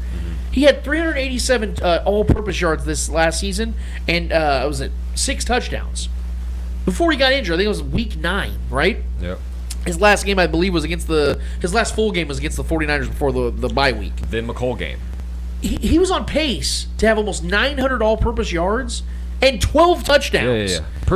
On a per-snap basis, he was better than Juju this year. Yes, that's your wide receiver 4. Yep. You're going to tell me right now McCole Hardman couldn't replicate those numbers next season? And not just that, just having his skill set along with Kadarius Toney. We didn't see it. We barely saw it at all this year. Those guys playing together, and those guys, the versatility of those 2 guys on the field at the same time together. Imagine being a defense and trying to prepare for that. That's a lot, man. Those guys would be a nasty duo. I think it's more likely he ends up somewhere else. Yeah, because someone's gonna just offer more money, and I don't blame him for taking it. Absolutely not. And there is a little concern about this mysterious abdominal injury that kept him out for months this year. Yeah. It was a little odd. I don't know what that is. If that can become a lingering soft tissue injury that can linger the rest of his career, who knows? So there's a little concern there as well. But man, he grew on me a lot this season. I liked McCole a lot this year.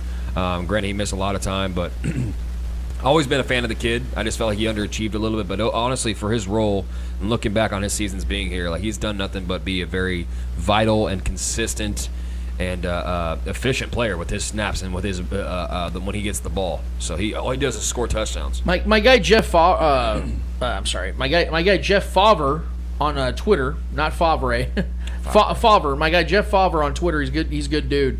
He had a really good thought yesterday that inspired me to make these takes that I had about McCole Hardman. He said on a tweet yesterday, McCole easily could have had surgery months ago to make sure he was healthy for free agency. Instead, he gutted it out and tried to play, converted a big 3rd down in the AFC Championship. His team-first attitude is costing him money in free agency. I'm a homer, whatever, but biased against him is weird. Yeah. I could not agree with that any more than what he said right there. He's a teamer, man. He literally could have said, guys, I'm shutting it down. I'm getting surgery. You will not have me for the playoffs. Hopefully you guys can win a championship, and I'll support you. Yeah. No! He worked his way back to get just a few plays in on the AFC Championship, re-injured himself, and now is still sitting there in the market. If I'm the Chiefs, I look at that guy and go, you know what? Let's bring him back. We know what he can do on this team. He solidifies the special team stuff. We don't have to worry about getting another punt returner. He does that stuff. He can take care of that. We can get him on the gimmicky stuff. I know people want to slam that stuff, but Andy Reid loves using gimmicky stuff in his offense, and he was the best guy for that job last season, and it wasn't close. Yeah, there's a stupid stigma to the word gimmicky. Bro, this, it's scheme. There's all a reason, it is scheme, and it's Trevor, it's my bad for being better at than you. There's a reason why gimmicky movies and music makes money, because a lot of people like the gimmicky stuff. I mean, yeah, it's just like the little shovel passes that Patrick Mahomes does that people don't want to count as actual touchdown passes. It's a sport that we're finding ways to beat the system. It's your job to stop it as an opposing defense. Be better. Did that gimmicky stuff help the Chiefs win a Super Bowl? That's what I'm saying. It doesn't matter. Because I'm pretty sure that corn dog stuff is a gimmicky kind of thing. I got some Kleenexes for You know what I man. mean? Like, a lot of gimmicks are things. It's a copycat league, and the shovel pass was a gimmick. And guess what, Trevor? Yeah. Everybody was doing it. The Wildcat, remember all those years ago? Yep. Was a gimmick, and everybody started utilizing it. So don't sit here and tell me that if it doesn't work and if it doesn't matter, why are teams all copying this shit? Or even the Philly special. We've seen teams do that play. We've seen Tom Those Brady. are gimmicks. Tom Brady even do that play before. Sure. After the fact. You got to have your core strengths. You got to have your good slant patterns, your fade routes, your power O's and stuff like that. You got to have those things. Of course, yeah. That's the meat and potatoes. These gimmicky things are, like you said, won the Eagles a Super Bowl. That's the hot sauce on top of the meal. Yeah. You know what I mean? Yeah. The Chiefs blew out the 49ers because 3 of their touchdowns were on gimmicky plays. That's the point I'm trying to make here, guys, is that McCole Hardman, if he was back next season, the Chiefs are only better for that. And the best part about it is, if you look at the Chiefs' weapons, none of them step on each other's toes. Right. None of them have the same style. It's None of them fluid. Yeah. have the same skill sets, really. Like DeAndre Hopkins has 15-inch hands. 15-inch hands. Yeah, his skill set and the way he plays would be a solid fit. Like Yes. in the on the outside, Yes. and then the other guys, the skill set guys, like the gadgety guys on the inside and going on the short crossers. Yeah, and you'd have McCole doing jet speedsters. sweeps. You'd have Yeah, man. Kadarius doing the burner stuff with downfield routes. Moore. DeAndre Hopkins being more of a possessions receiver, but a sure-handed possessions receiver. Yeah. Travis Kelce up in the middle can't be guarded. Like, the idea of all these guys playing together is the most deadliest offense I think I've ever seen in my life. Yeah. And it needs to happen. It can happen. And for cheap. You're talking about Kadarius Toney next season is going to cost the Chiefs, what, $2.5, $3 million probably? McCole Hardman, according to my calculations, would get a $10 million deal, but $5 million of that's guaranteed. With incentives, he can get to $10 million. So let's say he gets to $8 million, right? So 8 plus 2.5, that's $10.5 million right there. Mm-hmm. Then you have Sky Moore, who's probably going to make $1.5 million. That's right there. That's what, $11, $12 million right there on your wide receivers. Then you have DeAndre Hopkins at $19 million next season. So for 3 or 4 stud guys that are going to play all their roles at a high level, or at least in this offense at a high level, you have one superstar receiver, one potential superstar receiver for $31, $32 million. Right. It makes too much sense. And another thing, too, I was thinking, like, if the Chiefs find a way to sign and trade for DeAndre Hopkins, that's going to be the best offensive acquisition in free agency that the Chiefs have made, maybe ever. Offensively, yeah. Outside of maybe bringing Priest Holmes here. Yeah, a guy like that. That was a free agent signing, so it was Willie Rofe. True. Those were Rowe's free agent legend. signings, yeah. Yeah, but I mean, as far as like a skill player, Yeah. the Chiefs haven't done that a lot. Did they trade since for I've Willie been Rofe? alive? Maybe they traded for Willie Rofe. I'd have to. You keep cooking. You but know yeah, what I mean? Like, yeah. I just can't think of, like, because the Chiefs haven't. We always kind of bring in like retread guys. We brought in like guys like Jeremy Maclin. We brought in guys like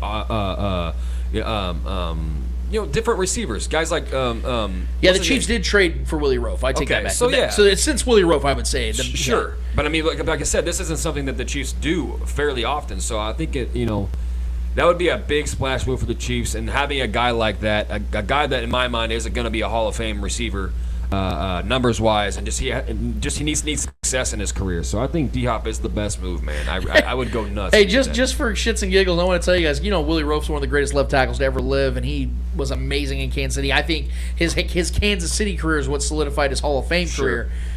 The Chiefs traded for him, and they gave up a conditional 4th-round pick. That's wild. It ended up being a 3rd-round pick because of him starting on those where games. he was playing before. What The was Saints. Oh, the Saints. Yeah. That's right. That's dude. right. He was incredible with the Saints, but came to Kansas City and had 5 incredible seasons. That's Oh, that Chiefs gave offense up a conditional 4th for Willie Rofe. That's That's just wild to think about, man. That would never happen today, but yeah, that just shows you what the market was like back then That's for those guys. unreal. That's crazy. God, they absolutely fleeced the Saints on But that. I think D-Hop would be one of the biggest offensive acquisitions in free agency in the franchise history, man. Like that Especially would be, if you're only especially with giving this up- offense, what this offense is capable of. Are you Like, adding D-Hop? Like, I get it, guys. I know we won our draft picks here, especially with the prowess that Brett Veach has.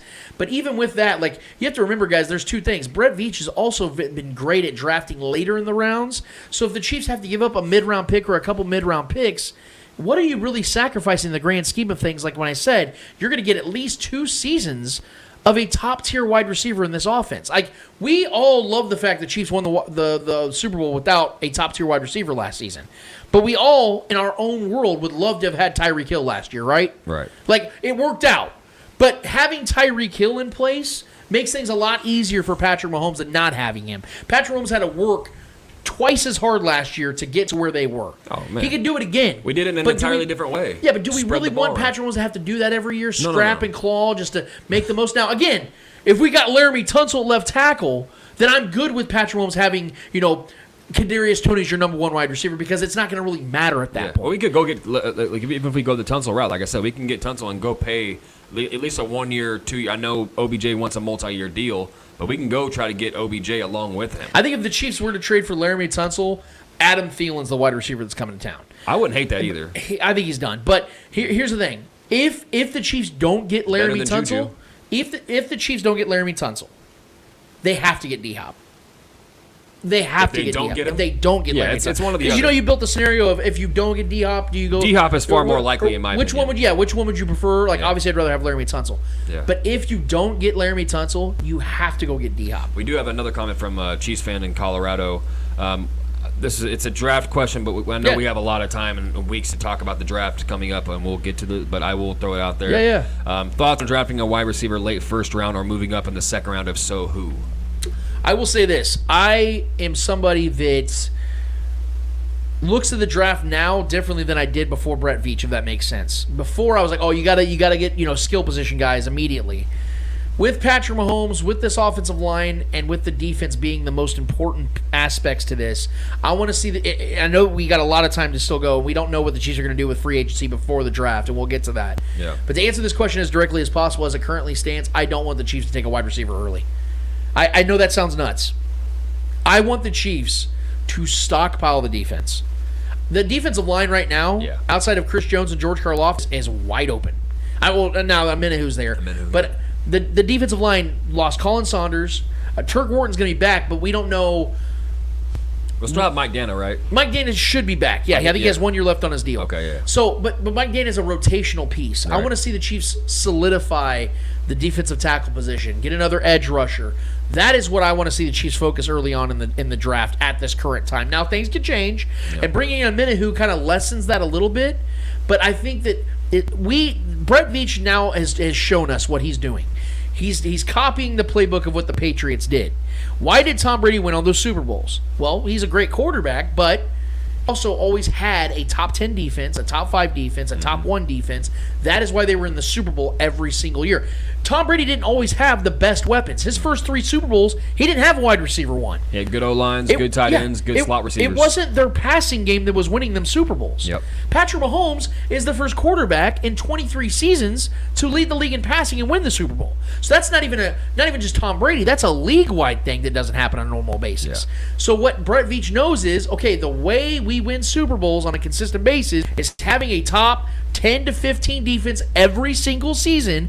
Patrick Mahomes can lead that type of team to the Super Bowl every single season, almost regardless of who he's throwing the ball to. Now, having the security blanket of a Travis made things a lot easier, but as it currently stands, knowing like I said, Trevor, what your hopes are with Kadarius Toney, drafting Sky Moore just last season in the second round, having MVS on contract, having still, like I said, Travis Kelce there, the potentials of trading for a D-Hop.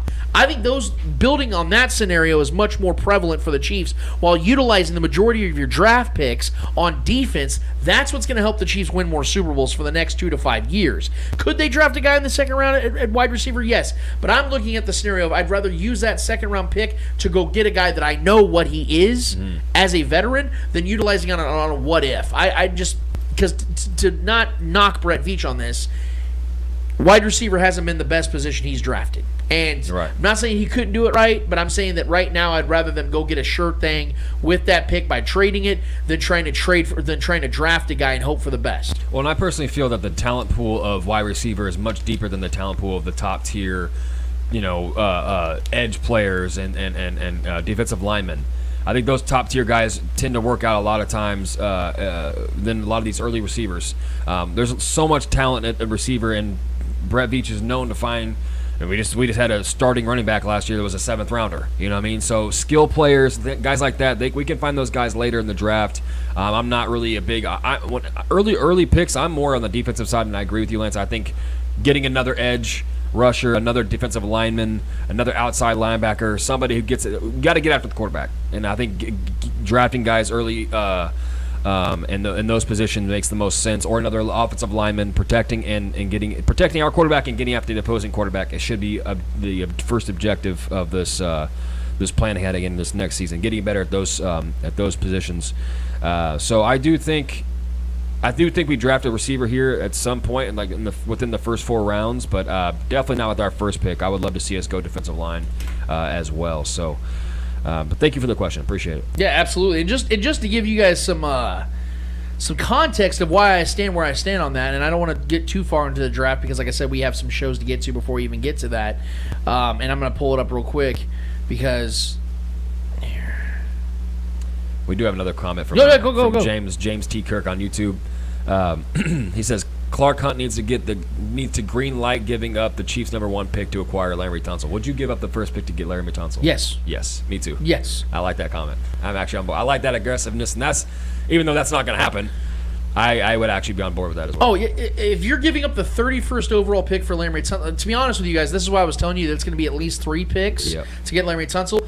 The 31st overall pick is a prerequisite. If you're trading for Laremy Tunsil, that's gotta be you're giving up a late first-round pick. Like just go ahead and take like a piece of paper and pretend that's the 31st overall pick, scrumple it up, and then throw it behind your head, because that's what that's going to be once you're in discussions with Laremy Tunsil. That's a prerequisite, automatic first-round pick for a top 5 left tackle at 28 years old. Just to show you guys real quick why I stand where I stand when it comes to trading up or drafting a wide receiver in the first round, unless it's like a Calvin Johnson or somebody like that you just can't miss on. Right.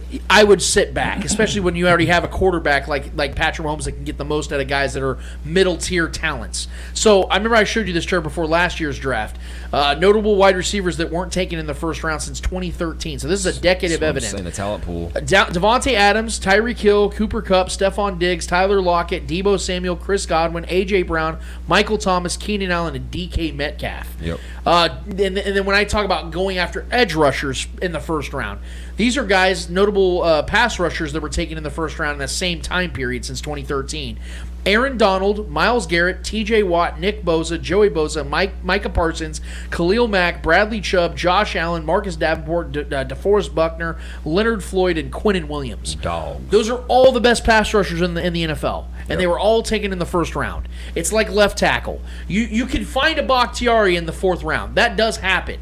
That every once in a while that does happen. But Trent Williams was a top 10 pick. Laremy Tunsil was a top 15 pick. Like, go down the list of all. Could have been a top 5 pick if he didn't have that issue smoking weed and the bong shit. Yeah, exactly. He actually might have been the #1 overall. Could pick. have been for sure. So the point I'm making is you can't sit back and wait for your left tackle. You can't sit back and wait for edge rushers. You can sit back and wait for wide receiver, because as Trevor said, more and more as time is going on, as it was 20 years ago when you can get running backs in the 2nd, 3rd, 4th, 5th rounds. You still can now, but the importance of that running back position was what wide receivers are now. Well, wide receiver now is what running backs were back in the day. What gives you the most leverage of all that is having an elite quarterback that can elevate the teammates that he has. So if you get a 4th round, 5th round receiver. Yeah, because to the point of McCole Hardman, I defend McCole Hardman, but McCole Hardman wouldn't be what McCole Hardman has been if he didn't play in Kansas City. Right. Same with Tyreek Hill. No offense to Tyreek Hill. For sure, man. But the Chiefs took a flyer on him in the 5th round because of some off-field shit that would come to find out was false. Yep. But Tyreek Hill, if he would have went to another team, he'd have been fun. Yeah, if he would have got stuck in Detroit or something like that. Yeah, he'd have been exciting. He'd have had some glimpses, but he wouldn't have put up 4 or 5 straight seasons of 1,000 yards and 9 to 10 touchdowns. He would never have the contract that he has now. Thank you. He would never be a champ. So these things do work because, like you said, Trevor, the situation the Chiefs have here with head coach, with GM, and with quarterback. Facts. So I would like to see the Chiefs draft a wide receiver, for the record. Yeah. But I don't want to see them do it until this 3rd, 4th round. Yeah, we drafted a wide receiver since Veach has been here. I think every single draft is just at some point somewhere. Yeah. Or so I do think, and we had that Jalen Watson kid too that a lot of people were hyping up and talking about, who I like a lot too.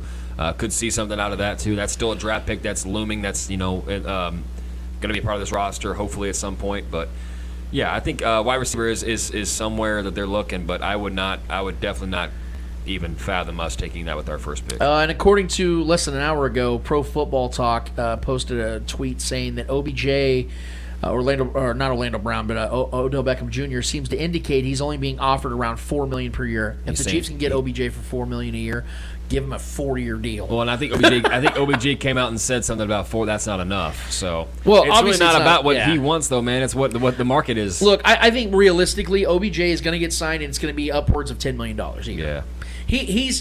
Somebody will pay him. Look, Jacoby Myers got 11 a year. Juju got a little over 11 a year. OBJ's better than both those guys. Now he's been multiple hurt. ACL tears. He has been 30 hurt. years old. So that's why I said I could see 10. I could see 10 a year. Yeah. I definitely think OBJ can get around that. He looks incredible, man. I've seen his workouts. The dude looks jacked. He looks fast. He looks spry. I mean, with the science and technology we have to recover these guys' ACL tears, and with the quickness nowadays, and he's a freak athlete, man. It's just, God, dude, I want D-Hop, but it would be a lot of fun to see OBJ in this offense. I'm not even gonna lie. Yeah. So either one of those guys, man. Well, that's where we stand right now, guys, when it comes to Chiefs free agency. Like I said, very soon, man, we're going to be talking about what the Chiefs are going to do in the draft. Trevor and I hopefully will be out there at the draft to discuss these things with you guys. Hopefully, if you see us out there, you can come and hit us up. Hosting the draft is going to be so awesome. I can't wait for that, man. It's going to be I'm very much stoked about it. And I'm really stoked to see what the Chiefs are going to do with whatever picks they have left whenever they get there. I think as they currently sit, they have 10 picks, which is anytime you have double-digit picks, you're winning. And I don't anticipate the Chiefs will have 10 picks when they get to the draft because I don't think they're going to draft 10 players, which is why I think they're very much looking for DeAndre Hopkins, which is why I think they're looking at Laremy Tunsil. Because the Chiefs going to the draft with 7-8 picks, they're still sitting very pretty. Because right now the Chiefs have 22 players that are on rookie deals right now on their roster. 22 players. That's almost half your roster. So if you can have almost half of your over 45% of your roster being on rookie deals, we just won a Super Bowl. Yeah, and you can afford to go out there and swing on a couple guys like a DeAndre Hopkins or a Laremy Tunsil, which is why I do believe, and I told our guys Shaggy Shane and Clay Windler, I told them yesterday that I do believe at week 1 the Chiefs are going to either have D-Hop or OBJ on their roster. I do think that's going to happen. I agree. Because, like you said, it makes too much sense. And the Chiefs need to add another veteran wide receiver. And if you look at how bleak it is out there right now, adding an Adam Thielen, that isn't going to be something that's going to change that's going to move the needle. He's a 33-year-old guy. He was hobbled all last season. I was talking to even some of our family members up in Minnesota this week about what they saw from Adam Thielen. They all love him, but they're like, but you guys can have him because his time's done. His career numbers speak for themselves. Yeah, the but guy's very consistent. He had less yards last season than DeAndre Hopkins, even though he played like 8 more games. He was banged up. And you have Justin Jefferson taking all the focus off of you, and then they added. It hurt his numbers, really, though. Huh? It definitely hurt his numbers when JJ went off, though. Became who he was.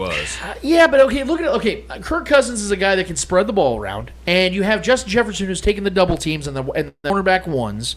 You should be able to get open on fairly often. He could get open. TJ Hawkinson in the middle of the year. They added him. He was a target fiend too. That's what I was saying. KJ Osborne was kind of coming on this year, but I mean, Thielen was banged up this year, man. And he's older. Yeah, he's old, man. People are sitting here telling me not to trade for DeAndre Hopkins because he's 30. I just think Thielen's 3 years older than him. Yeah, but he's going to be far less cheaper. I mean, he's going to be far. What is his cheaper. production? Yeah. Could you say right now, Trevor? I don't want him. Could you say with all certainty that Adam Thielen would give us more yards than Sky Moore? No. I think Sky Moore's going to take that next step. That's my point. Yeah. So why even spend the money on Adam Thielen, even if it's only like $5, $6, $7 million? I'd rather draft a guy for sure. I'd rather draft a guy, another receiver. But yeah. Right. So that's where we're at right now when it comes to where the Chiefs are right now. These are our reactions. These are our opinions. You guys let us know in the comments on YouTube. Hit us up on YouTube. Subscribe to the channel. Let us know what your guys' opinions are on where the Chiefs are at, what moves you'd like to see them add to the equation. And if you do have draft thoughts, you have draft takes, don't hesitate. Put them out there. We'd love to hear from you guys.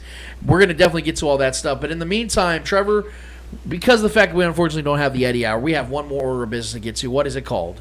Hold this L. Each and every week, we finish off each and every episode with a series of L's in the world of sports. Whether those L's are friendly or not so friendly L's in the world of sports, we promise you, who is ever holding those L's in the world of sports deserve those L's in the world of sports. Trevor Twidwell, who's holding the L for you this week? Listen, man, this one's simple for me. If anybody who watches this show, consumes our content, knows I'm a big Aaron Rodgers guy. I love him. And I'm excited for this next chapter. I know nothing's been solidified yet and written in stone yet that he's going to be a Jet, but he is going to be a Jet.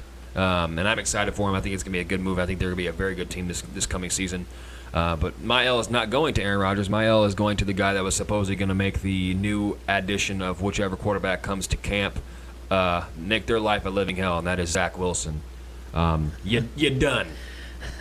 You done. This is it. This is the nail in the coffin of at least your career in New York, man, or New Jersey. I mean, we like to call them the New York Jets, but yeah, listen. The guy is easily maybe the most unlikable guy in the NFL at this point, maybe outside of Russell Wilson, and their last name just happened to be the same. I don't get it.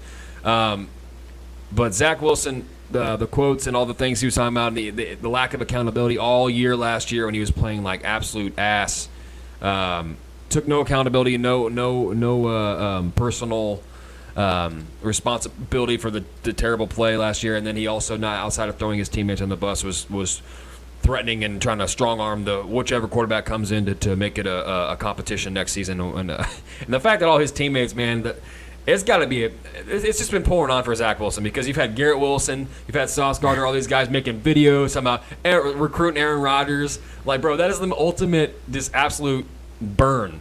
You know what I mean? For the starting quarterback of that team, the guy they drafted, the guy that, they believed in and took him where they took him and had high hopes for him. But it's come crumbling down so quickly. For Zach Wilson in his young career. He might have potential to go somewhere else and maybe find himself, but I just don't think it's it for him in the NFL, man. I think his career can be short-lived, unfortunately, for him. I'm not praying on anybody's downfall at all, but the fact that you talked so much shit, you were big dogging it, you had no integrity, no accountability for your actions and your poor play, and you wanted to act like you were going to make you're gonna make Aaron Rodgers' life a living hell. This guy's gonna come in and absolute sun you and shun you with a smile on his face. You're done. Yeah. He's gonna give you some mushrooms and tell you to take a seat on the bench. I couldn't be more excited. This is a W for Aaron Rodgers, because I think this is a great move for him and the organization of the Jets. I think they're gonna be a fun team this year with that defense and whatever other acquisitions they get in the draft or via free agency. I love this team. They're gonna be fun. I liked them last year. I just could not stand the quarterback play was just so awful. I like Garrett Wilson a lot. I love Sauce Gardner. The guy's an absolute. And if you think if Aaron Rodgers was just a woman, Zach Wilson probably hit on him. Hey, he's perfect age. With the age, yeah. But yeah, man, stoked for Aaron Rodgers, but this is an absolute L for Zach Wilson here. Listen, you brought this on yourself a lot, though, man. You played terrible, and you're giving terrible sound bites, and you're just kind of a douchebag with massive punch face. So for that, my guy Zach Wilson, do me a solid favor, buddy, and hold this L. I have had a lot of I have a couple, man. I'm going to get selfish because Eddie's not here. So the unfortunate side of sports is we see injuries. Injuries are a thing that I hate in sports so much. And anybody knows anything about baseball right now, the World Baseball Classic is going on, which is a very, very big deal. For people across the globe. New York Mets pitcher, the closer Edwin Diaz, for Puerto Rico, he closed the game out, and everyone was celebrating on the field. It was an awesome moment. It was an awesome time, and all of a sudden you see Edwin Diaz go down in the celebration. Everyone's like shocked, and we don't really know what happened or why it happened. You just see him like laying there. And he's like looking at his knee, and you can tell he's like, "Holy shit! Like something just happened to my knee." Come to find out, he tore his patellar tendon. So he's out for the whole season, and the Mets just gave him like a 5-year, $100 million deal. So it really, really sucks. But we know that these things do happen from time to time. It happens all the time in sports. It happens all the time. And so obviously you're sad. You're like, damn, man, the Mets are screwed. Like, they just gave him that money. Like, it really sucks. But this is a really shitty situation all the way around. Well, leave it to Barstool, in particular KFC Barstool, to come out, and he's obviously a Mets fan, so he's all pissed off about this, which I understand. You're like, damn it, this sucks. But then he goes out there and not only defames the World Baseball Classic, which everybody loves, but then comes out here and says tweets like this. And he hasn't deleted them, by the way, so he's still standing by it. Quote, I literally hope every single one of these World Baseball Classic losers has a player on their MLB team get injured tomorrow. I hope there's 29 injured stars, and you'll have to defend your stupid, worthless, fake takes about a tournament that's fun for 5 seconds before it's completely forgotten. Asinine. So they ran a poll on that Puerto Rican team. 5 of the 6 players say they'd rather play in the World Baseball Classic than the World Series. Just because this doesn't matter to you doesn't mean it doesn't matter to the ones that are actually putting in the work. That's crazy. And second of all, he got hurt in a celebration. Wasn't in the play. Yeah. It'd been one thing if he blew his arm out throwing a ball in the game. Then I'm like, maybe they have to revisit this. Maybe guys have to be a little more careful. They are literally jumping up and down. You know how easily he could have done that at home, playing with his kids? In the kitchen, there's a wet spot, and he falls and blows his knee out. It could have happened just as easily. So KFC, I mean, it's on brand, bro. The Barstool guys, this is just what they do. Yeah. They say stupid, borderline racist shit to get a reaction out of people and to say this. But unfortunately for KFC, like the actual restaurant, he's getting cooked right now for these stupid takes that he's having. So KFC, you do me a solid, bro, and hold this L, because your chicken ain't even that good to begin with. I also want to give out a W. I know it's kind of weird I gave it an L, then I'm going to a W. Okay. I do want to give a W to Pat McAfee and his show. Because kind of like what you were alluding to about the Aaron Rodgers thing on I believe it was Wednesday, or was it Tuesday? Tuesday when Aaron Rodgers came on. Tuesday or Wednesday.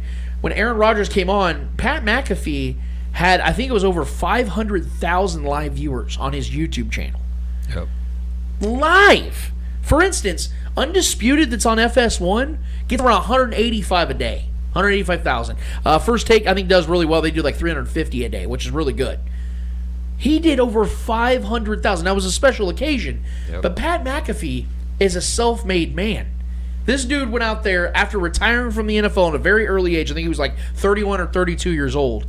Then starts his own show, has all these offers come to him. ESPN has been diving into him a little bit. They have him on his shows every once in a while. But this dude does his through YouTube. I want to give this W out to Pat McAfee and to all the other YouTube sports creators that are out there betting on themselves and doing what they do. How about our guy? How about them Chiefs? Our guy Cole Del Ruse. Yep.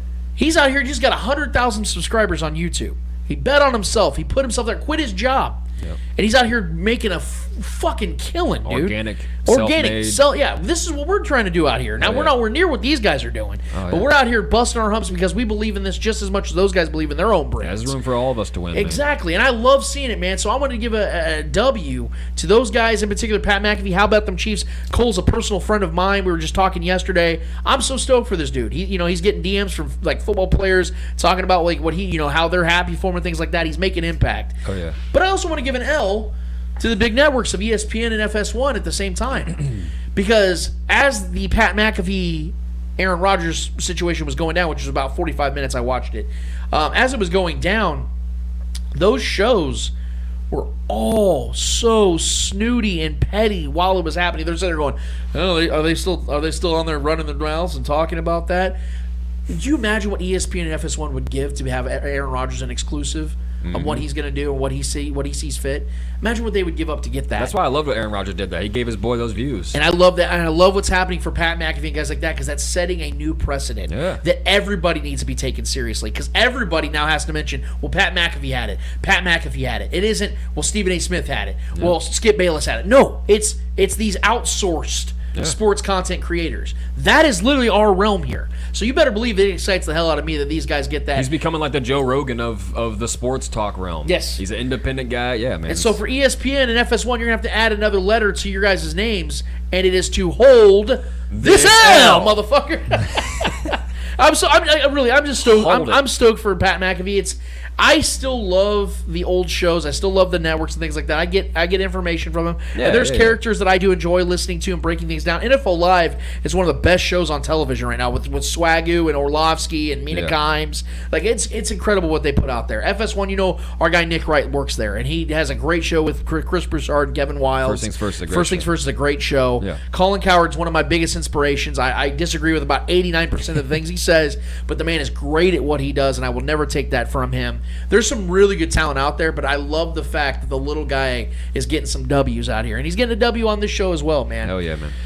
So that's it for us today. I feel like I have chewed out your guys' ears enough for the day. But like I said, this is what we wanted to break down and talk about when it came to what's going on in the world of the Chiefs. We're going to be having plenty more discussions about this as the offseason continues from this show, from our platforms on Facebook and Twitter. You guys can see it on the bottom of the screen there where you can follow us, where you can join. It's not even just about following us. It's about joining in and being a part of the discussion. My guy Mark Gunnels and Lexi Osborne and all them from the Kingdom Queens and my guy Mark Gunnels, they started a community on Twitter for Chiefs fans.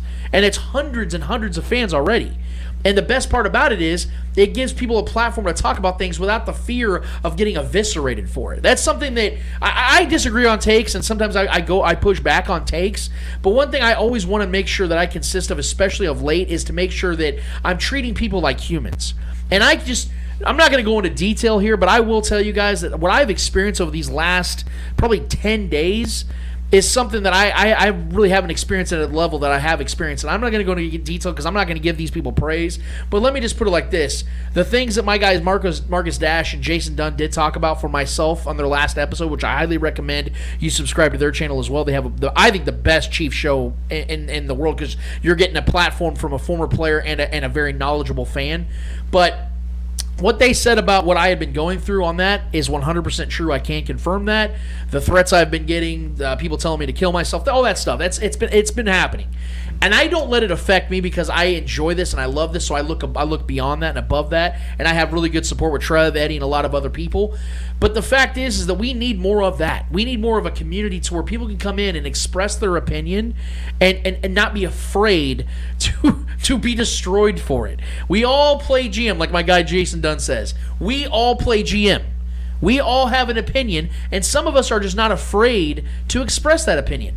My present company, that's why we have a weekly show. If we were just going to say trust in Veach, what is there to discuss? You can't have a show if you can't have some back and forths. Like Trevor and I have been on different sides of Kadarius Toney. Trevor and I might be on different sides of Jawaan Taylor in the next couple of weeks. Who knows? We might be on different sides of a trade or a draft pick that the Chiefs have. Who knows? But the fact is we have opinions. That's what we're here to do. We respect your opinion. We want your opinion. We welcome your opinion. It's an opinion-based show. Welcome the haters. And we welcome it. So, yeah, and for people that want to come against us, want to say horrific things, I hope you guys understand that it's actually helping us out. Thanks. So I really do appreciate it. Thanks for watching. So, yeah, keep coming at me. I've gotten even DMs as the show's going on. Appreciate I love you. it. Thank you guys so much. We really do welcome you all. Everybody that has an opinion on either side of the spectrum here. So with all that considered, for Trevor Twidwell, for our missing guy, Mr. Yo-Yo-Yo Eddie Ortiz, for the great Clay Windler that puts all this together on the back end, I am Lance Twidwell of the Spoken Podcast. Episode 209 is done, finished, and finito. And until we're back here in 1 week's time for episode 210, we out of this bitch. Later.